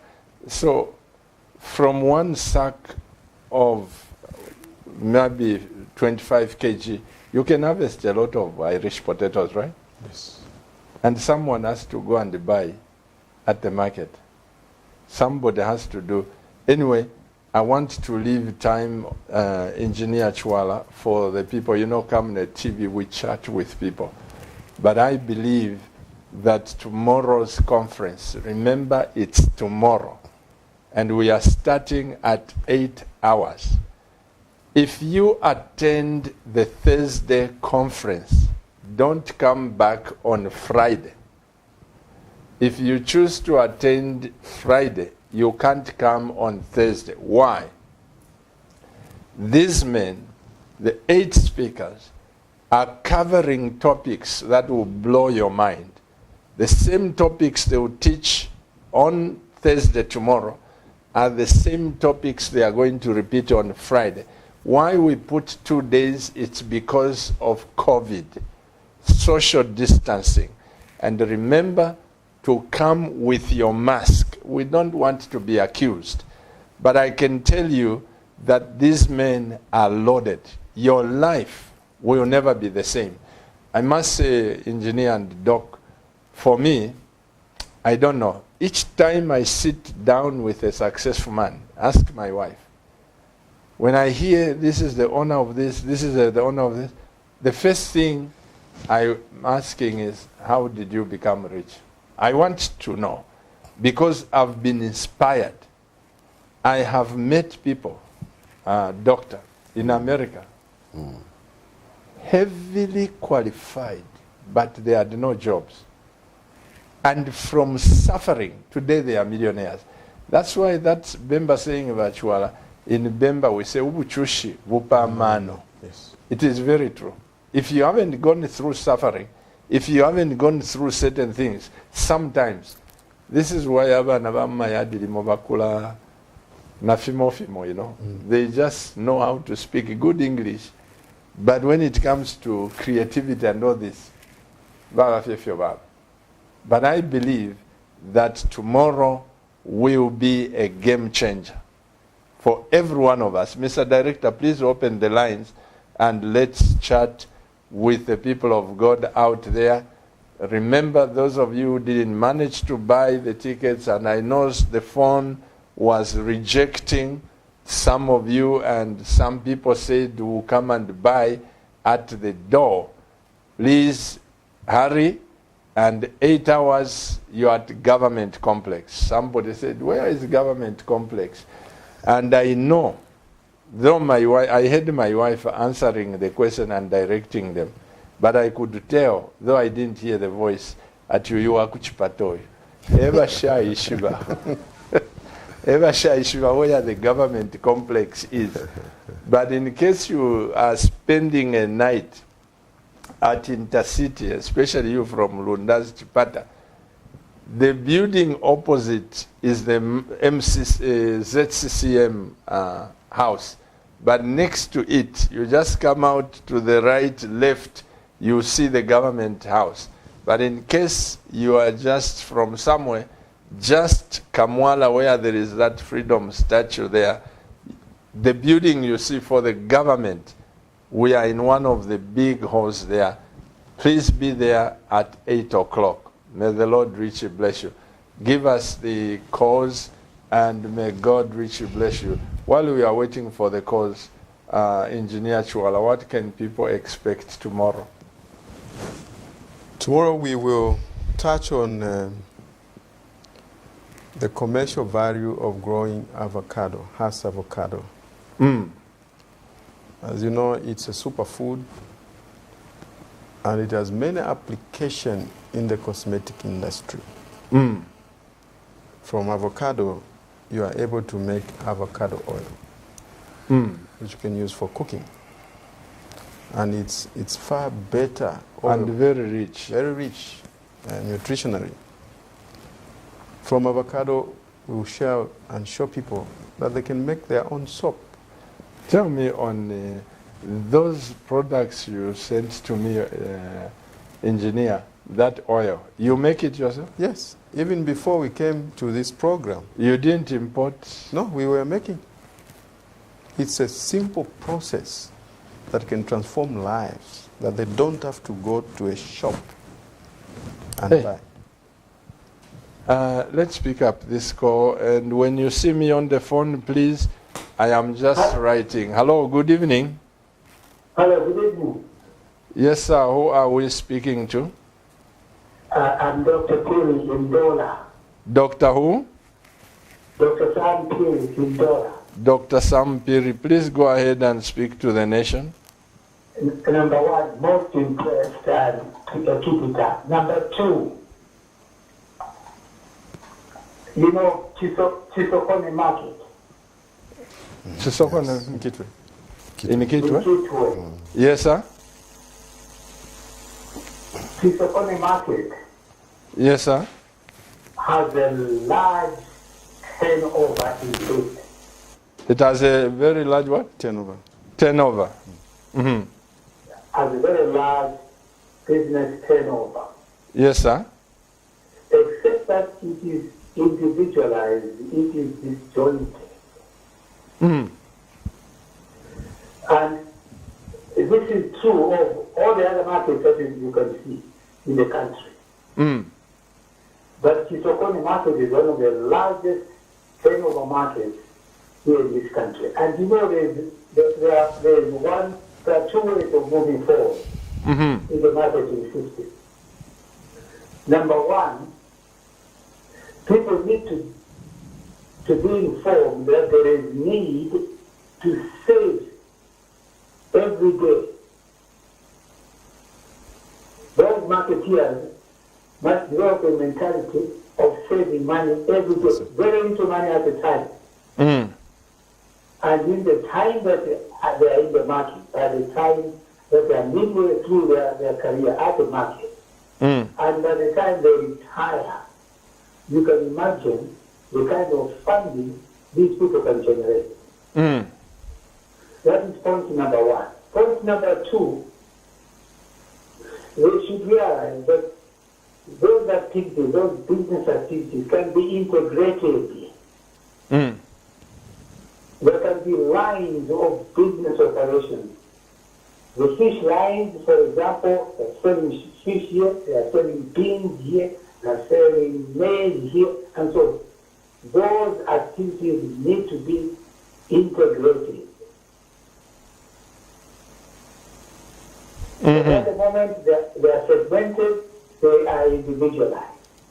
And if you look at these marketing activities over a period of time, you will find that there have been generations of people occupying these markets. But there is no development in terms of what they are doing and in terms of what the outcomes should be. So there is great need actually to go in and start educating our people as to what actually should be happening at these markets. The other issue I would like to just an observation. Yes, sir. You know that there is this Mchinji railway line, the Chitaka Mchinji railway line. Yes, sir. This thing was active, I don't know that it's so active, but I don't know if there was some activity there. I was in that area for a week or so, and I was shocked and disappointed to observe that over a period of 1 week, there will be only one train carrying goods from here going out to the sea. But yet that line runs through a population of millions of people. Joining from the Mozambique area there into the Chitaka area there, Mchinji, going out at. But all those people cannot produce sufficient goods to have at least a train every day or whatever produce. But one train in a week, it means that our productivity is low. In fact, I don't think even that railway is addressed to their needs. No. Because even that train carries goods transiting from South Africa or going from here to South Africa, Zimbabwe, and so on. But not along the people, addressing the people along the processes along. So, Dr. Piri, may I ask this? That rail line has started? The trains, does it operate? Chipata. It was operating at one stage, yes, it was. But because there's no activity, there are no goods, so it will not move. Oh, I see. Yes. Yes. So what doctor is saying, sorry about that, what doctor is saying, that if we were productive, if Eastern Bloc was productive, there should be no reason for the train to stop. Because why should we just be on the receiving end, just receiving things from there and whatever? I think that's the whole point is bringing. Yeah, true. We have infrastructure, Pastor. That's why it's shameful to keep praying to God with tears. In churches, every Sunday, every Saturday, every Friday, we are praying to God. Yet, we have the resources and infrastructure which we are failing to use. And we don't learn. May I say also that even Christianity, the way we are doing it, I think is wrong. Totally wrong. The focus on pray for money. When you pray, the money will come. Please, that is not the formula we find in the Bible. Let's pick up this call. Yeah. Best doctor. Hello? Hello, good evening. Good evening, sir. Yes, my name is Maseka, calling in from Solwezi. Mr. Mapeka. Maseka. Mr. Maseka from Solwezi. Yes, mine is just a recommendation. I want to recommend you for a good program that you have there. Yes, sir. The Bible says that my people perish due to lack of knowledge. Yes, I think what is needed across the country is education, just like Engineer Chuala and Dr. Kachaka have been laboring, have been teaching. What we need is knowledge. to transform this nation. Yes, that was my contribution. Absolutely.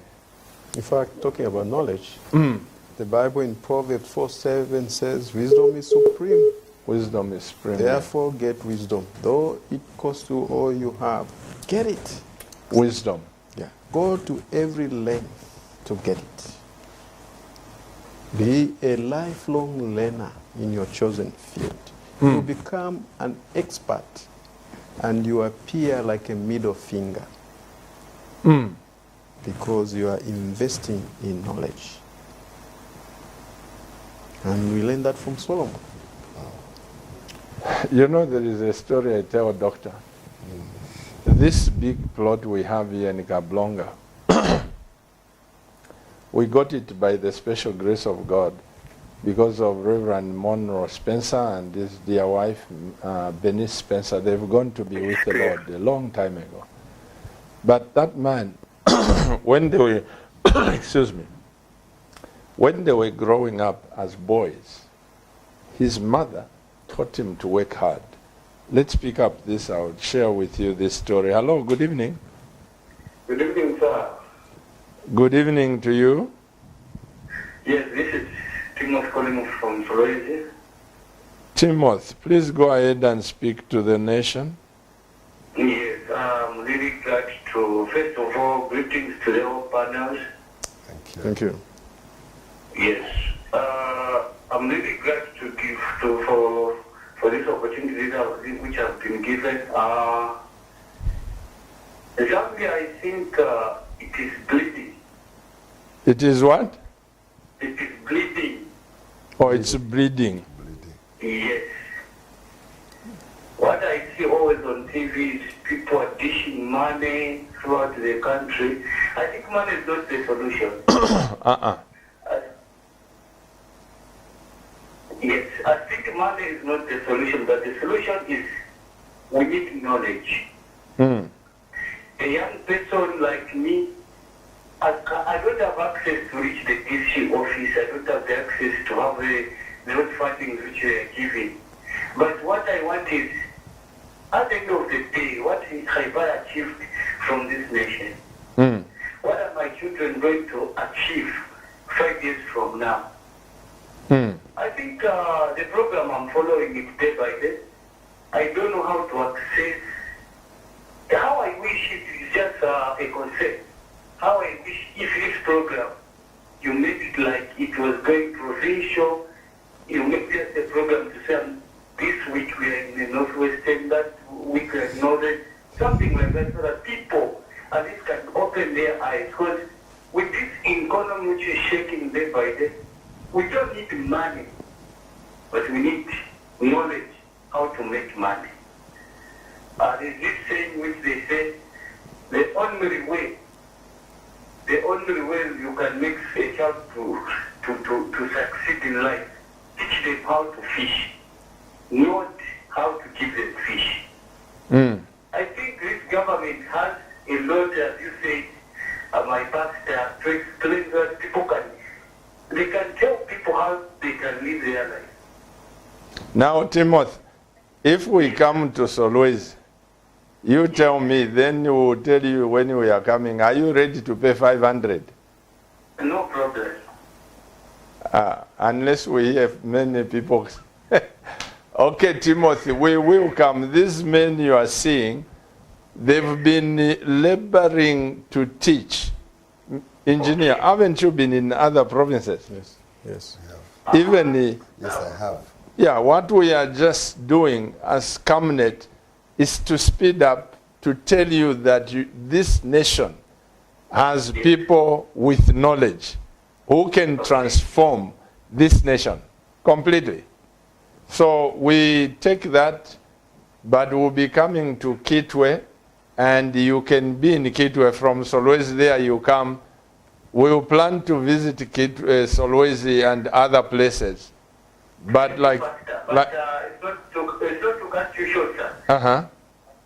Yeah, I think what we can do is, let me just have your line so that you can talk, because maybe people, I think they want to to contribute over that. But I'm really glad that even me, I want to be one of that part. Now, I had just to be behind. I was not following the program. So, the moment I became interested, and it was too late, I think. Okay, call me after the studio, after this program. Call me on that number on the middle, 0962 965 883. If you have seen that one, 883, call me on it. All right, sir. Thank you, Timothy. No, thanks very much, sir. He's crying for the national education, that people need the knowledge, you know. And Pastor, you see, Pastor, I'm sorry. Swabirahulu. In laws we say Swabirahulu. Niswabirahulu. I'm really sorry.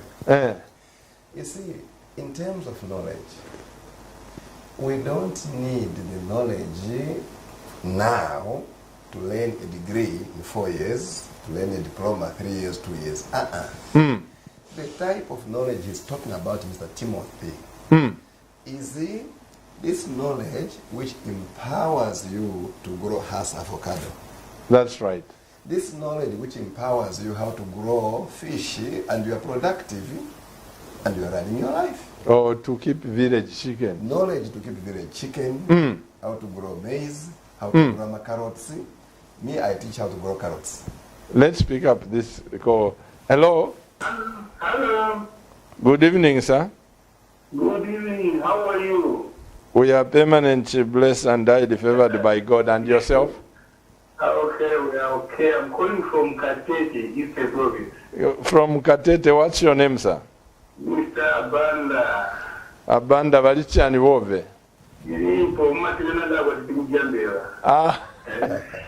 My apologies, Abanda.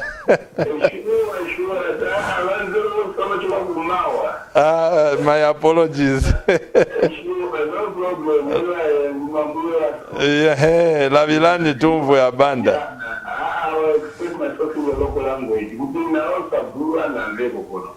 Kambani. Your program Zikomo. My program just for televising my TV stations and I think several of my candidates will whatever. So my program just so I think one me na go my station was that things in a children. So my program just for Africa in the district more say. I thought in the foreign as long as the plan, then you are rich. So my own observation is that we need to have a good land policy. A good land policy, yes. Yeah. What I mean is that as Zambians, a person with a Zambian is a Zambian because they have got land. Yeah. But the way we are selling our land, I'm really sorry about that. Because the next generation will be a generation of refugees in their own country. So what it is that we need to emphasize a lot on land. Yeah, because people, there are people who are coming who have seen the potential of this country.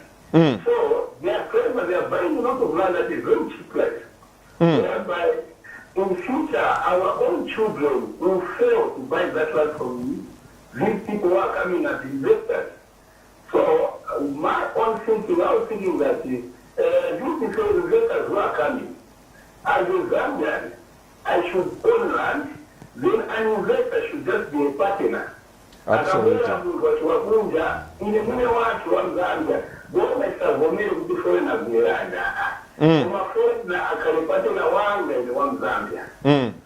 each and everybody and land, ingachukua business ngatia kanji whatever but in that double land is sawawa because a lot of people do not have money. By the time our children will be having money, remember that all the land has been taken out by the so-called investors. The same which is happening in Zimbabwe, whereby you find the indigenous Zimbabweans, they don't have proper land. So this panel, you should stay ahead of strategy. Let's fight for it that any investor who comes here, the first priority is the Zambian should have land. An investor will just be a partner, not an investor having a title. And when the Zambian will become his partner, I think that is not correct. So we need to correct this situation. You know, Mr. That is about land issue. So we just need to look into it. Otherwise, if we're not careful, we shall be forgiven in our own country. Amen. The next thing is, Zambians are not lazy people. Zambians are hard-working people. But the only problem is the agriculture policy itself. Now, we have been talking about the linkages. You find that a farmer, one pastor seed, like here in Katete, we might call Sambi and Neti Marima. Komboyo, we are growing no, we are paprika, and the people are growing paprika. It was taking good money. But at the point of time after for about 3 to 5 years, people continue to grow paprika in large quantities. But we have that balance market in Asua. Okay, what cotton came in. Cotton came in, people grow a lot of cotton here. But because they are putting the monopoly of trade. I mean, it's like you yourself, you are Malonda, but in the name of God, I am Malonda to Granny, you can work so. And this that is not the case. The one thing that I'm sure right, so now the shop price is a break down of Granny so much. The shop price is determining the price. This bread, you buy it at this price. But with cotton, it's much better. As to grow cotton. So, those are some of the issues as they are going to know. You have just started with them. But now, when people understand it, I think when everybody comes on board, Zambia will be a better place. Amen. On top of marketing, we are farmers. Like I'm talking about, there are a lot of watermelon. Watermelon. So, watermelon.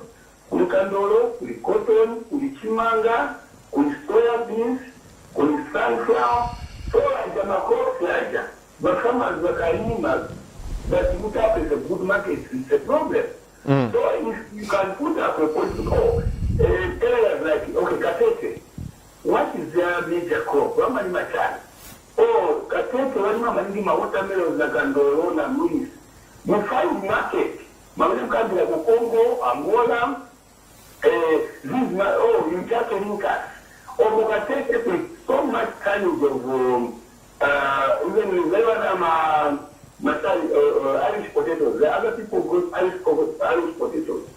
So Katete with Matan just linkas. Or Katete, you must have about 10,000 tons of maybe you talk of potatoes. So you link us with the buyers. Then like the buyers that the government involved. I think it's a life will be able to run in the change. Kuna karibu problem upe rana kuma school, kuna karibu na problem no full and cheap let's call a job.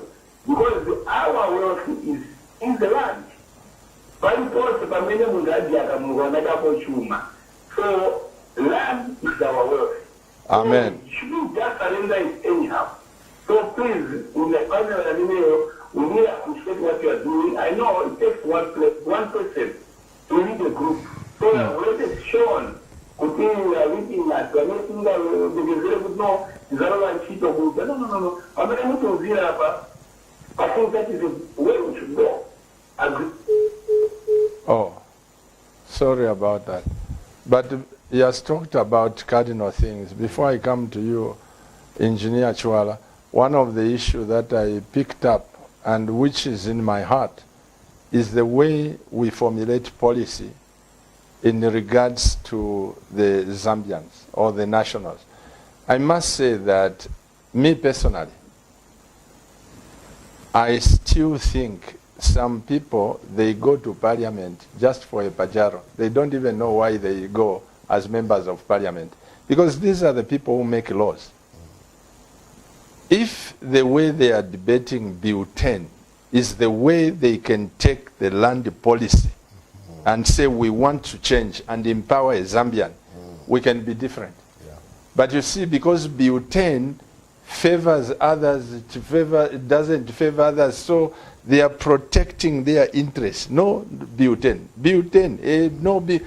In short, I am saying these are the policies, Engineer Chwala, which people should be debating. Land policy. In Ethiopia, whether you have got 10 million, you can invest $10 million, but when going, you can't take out 10 million. And in fact, $6 million will belong to an Ethiopian. And you cannot have a shop in Ethiopia as a foreigner. They are for Ethiopians. But here, the other time I was passing and somebody saying, look at this pastor, a Chinese sitting in Shima with a shop. Please go ahead and contribute on. We talked about the issue of cotton and the pricing structure. For me, Pastor, I'm an advocate of value addition. Why don't we add value beyond just selling raw cotton and make like the clothing you are having? What's difficult? Nothing. Technology is available now. Through the World Wide Web, the internet, the world has become flat. We have the same information all over the world. Absolutely. Meaning, you can get the technology to add value and not even very expensive. So the key thing for Zambia going forward, for me, is manufacturing and value addition. This is what will lift the country out of squalor, poverty, and backwardness. Beginning to add. You are growing groundnuts. Add value and make peanut butter, make cooking oil. And this technology are off the shelf to do that. So that gentleman working with other people, they put together, buy one machine. Each one of them brings this one 2 kg, the other one 10 kg. You make cooking oil, you brand it, and you sell. That will change our economic landscape. And he talks about the marketing monopoly which prevails in this nation.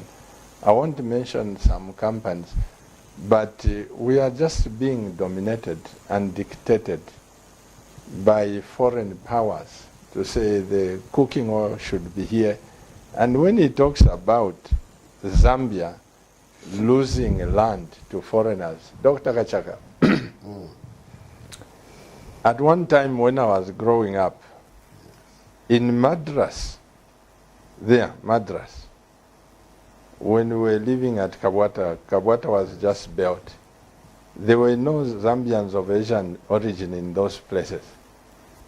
There were Zambians of indigenous origin.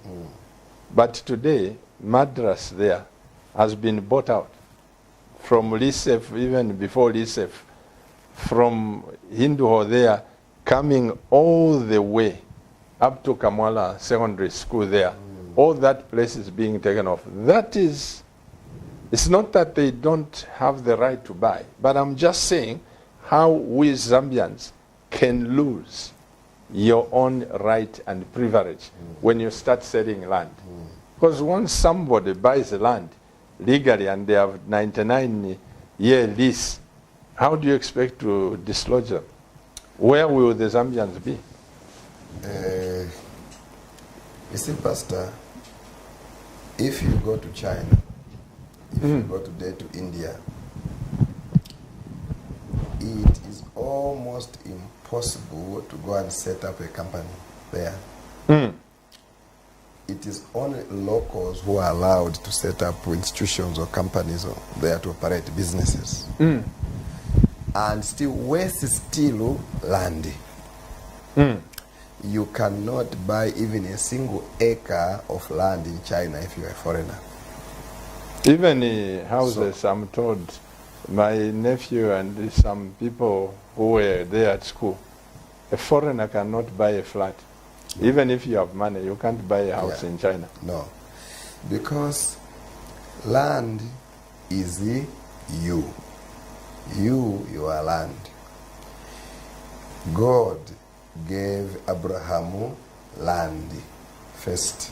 You lose land, you have lost yourself, you have lost the country, you have lost your family. So, land must never be sold. That is your resource. It is your land is your heritage. Land is your major industry. Land is your survival. Land is your life. In fact, we need now to change policies and say the issue of government feeding people must end. Because we have enough land as families, as individuals, to grow our own food and create food security at household level. The government should begin saying, each family, the way I saw in Kenya, grow your own food to feed your family.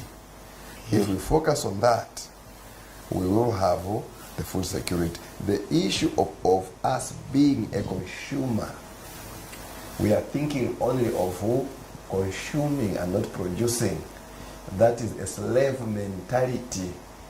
That is not God's plan, and that's why we are poor.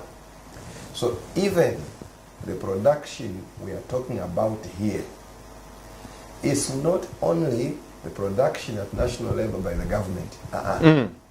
We are focusing on you as an individual and me. We should be able to have a product we are producing. We should be able to say, these are guavas of Mr. Banda in Katete. This is Chihuahua of Mr. Tembo in Petauke. There must be a product which is selling your name.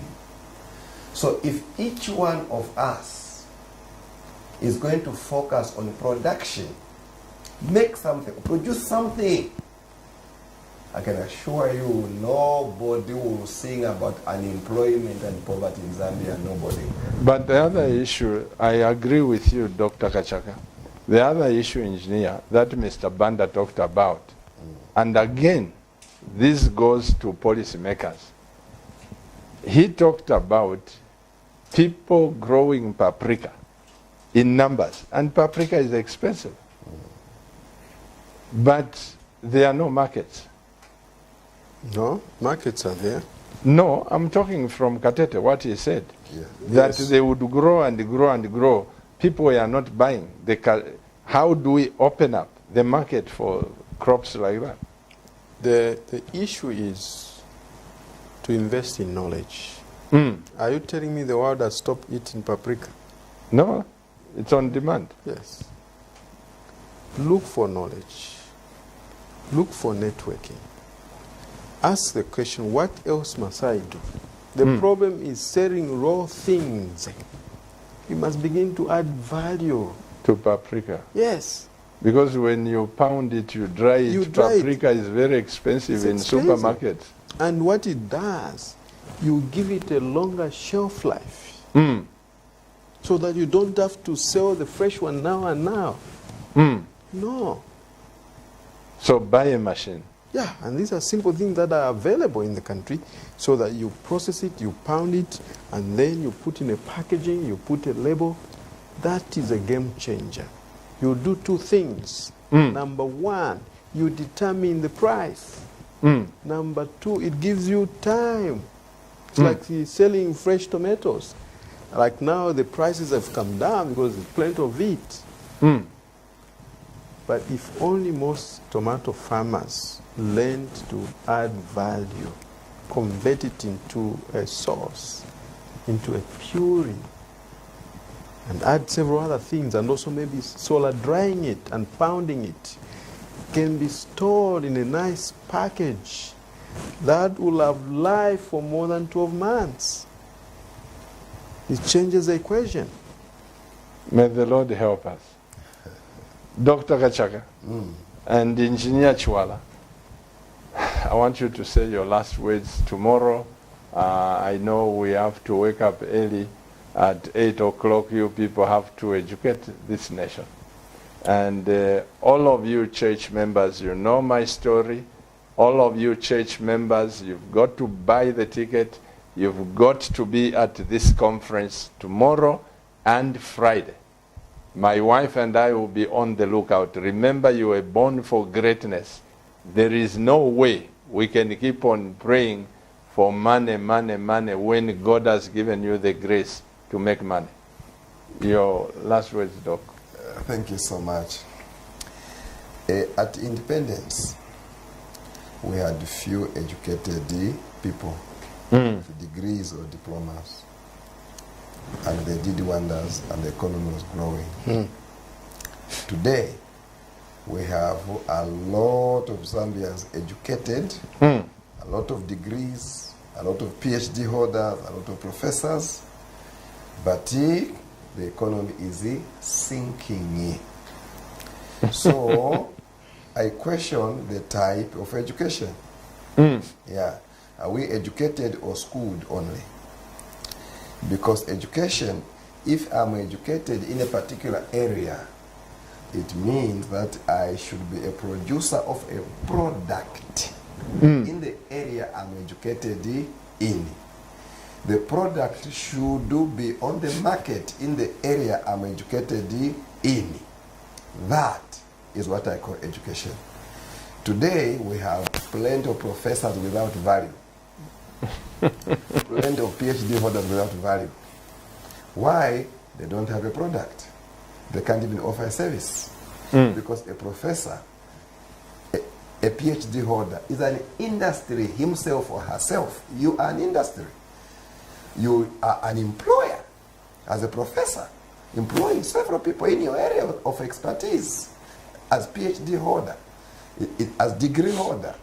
You know, so that's why we are failing our nation. We are not productive. So the appeal now is this. You a diploma holder in that particular area, you a degree holder in that particular area, be a producer.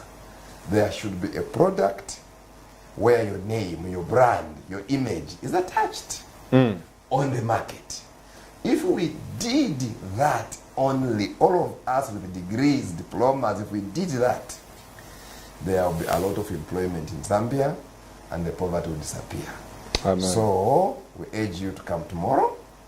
You come tomorrow, we come and discuss face to face to see how we can assist each other Zambians to grow our economy. We can do it. Again, I repeat, let's not wait until our government does something. We have done that all these years, and we are where we are. For me, we have failed the government. Let us have these initiatives which are driven by us as private sector. We work on our own and we network and build our economy in various areas and products. That's what we need to do. And doing that, the economy will run. And doing that, even the insults with cadres fighting and so on will end. Because people are productive. So let's move in that direction, please. Let us move, starting Eastern Province, Luapula, and Western, Chavuma, Zambezi, Choma, everywhere. Let us do that. We need a revolution in Zambia. You see, Pastor, sometimes blood boils in my body. We have a lot of rallies. These are political rallies. Big rallies, both of the ruling party and opposition, very huge rallies. But these are what rallies? These are political rallies. Pastor, I'm asking, we need economic rallies. Similar rallies, but to talk economy. Similar big rallies in the districts, in the constituencies, to talk how to grow our economy on various things that we can do in these areas. That is the change of minds that I'm talking about. And that is what we need to do now. You know? So if we did that, this economy would grow. May we go in the field.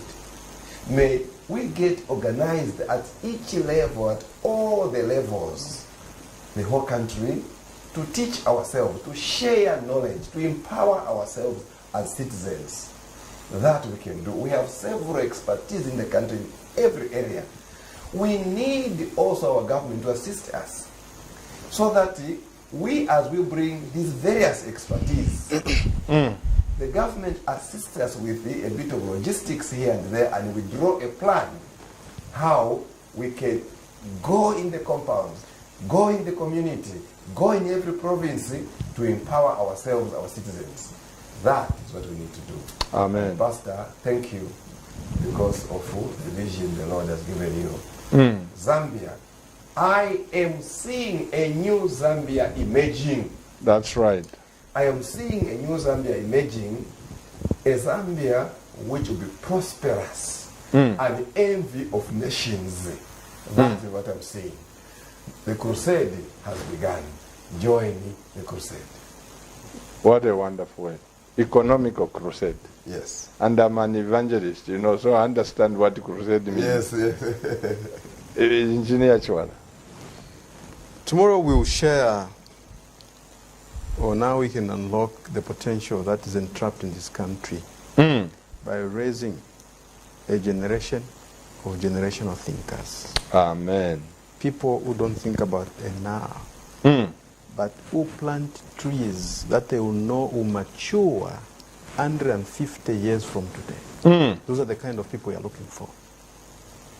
People who are selfless, who are able to invest all they have so that those who come tomorrow may find a better place.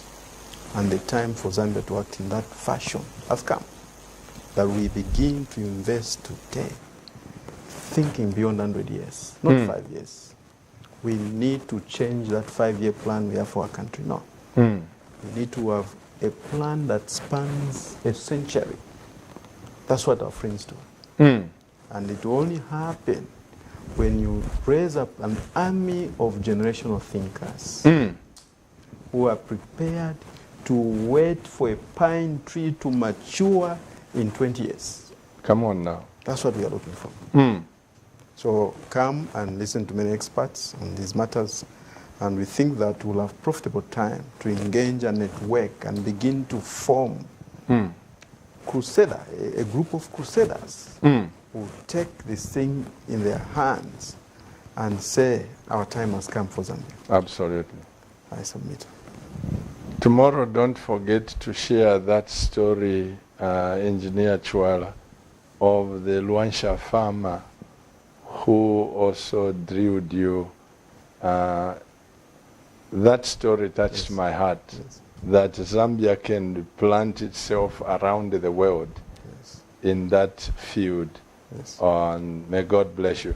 Dear Camnet TV viewers, I have to allow my guests to just go and rest, and our technical team that comes around 06, and they are here in the studio up to this time and beyond. I want to thank God for my wife and all the speakers that are there to help the people of Zambia. I appreciate you so much, and I know that money cannot buy what you'll be offloading tomorrow. You know, I've spent our daughter, last-born daughter, she's doing her 4th year in economics in South Africa. And the amount of money that the mother and I sent. And when I think of what you are doing, even the fish pond, if I said, my daughter, don't be an economist, let's plant ponds, I would have been in a suit like you. Cabinet TV viewers, will see you tomorrow. Come to the hall. If you didn't manage to go through, I know some of you didn't manage, come early. 8 o'clock we start, but come early, register yourself, and may God richly bless you. Keep watching CAMNET TV. I've been your pastor, Pastor Chiluba, the host, National Matters, and my guest, Dr. Kachaka, Engineer Chwala. We are saying, may God richly bless this great nation of Zambia. Bye-bye. Thank you.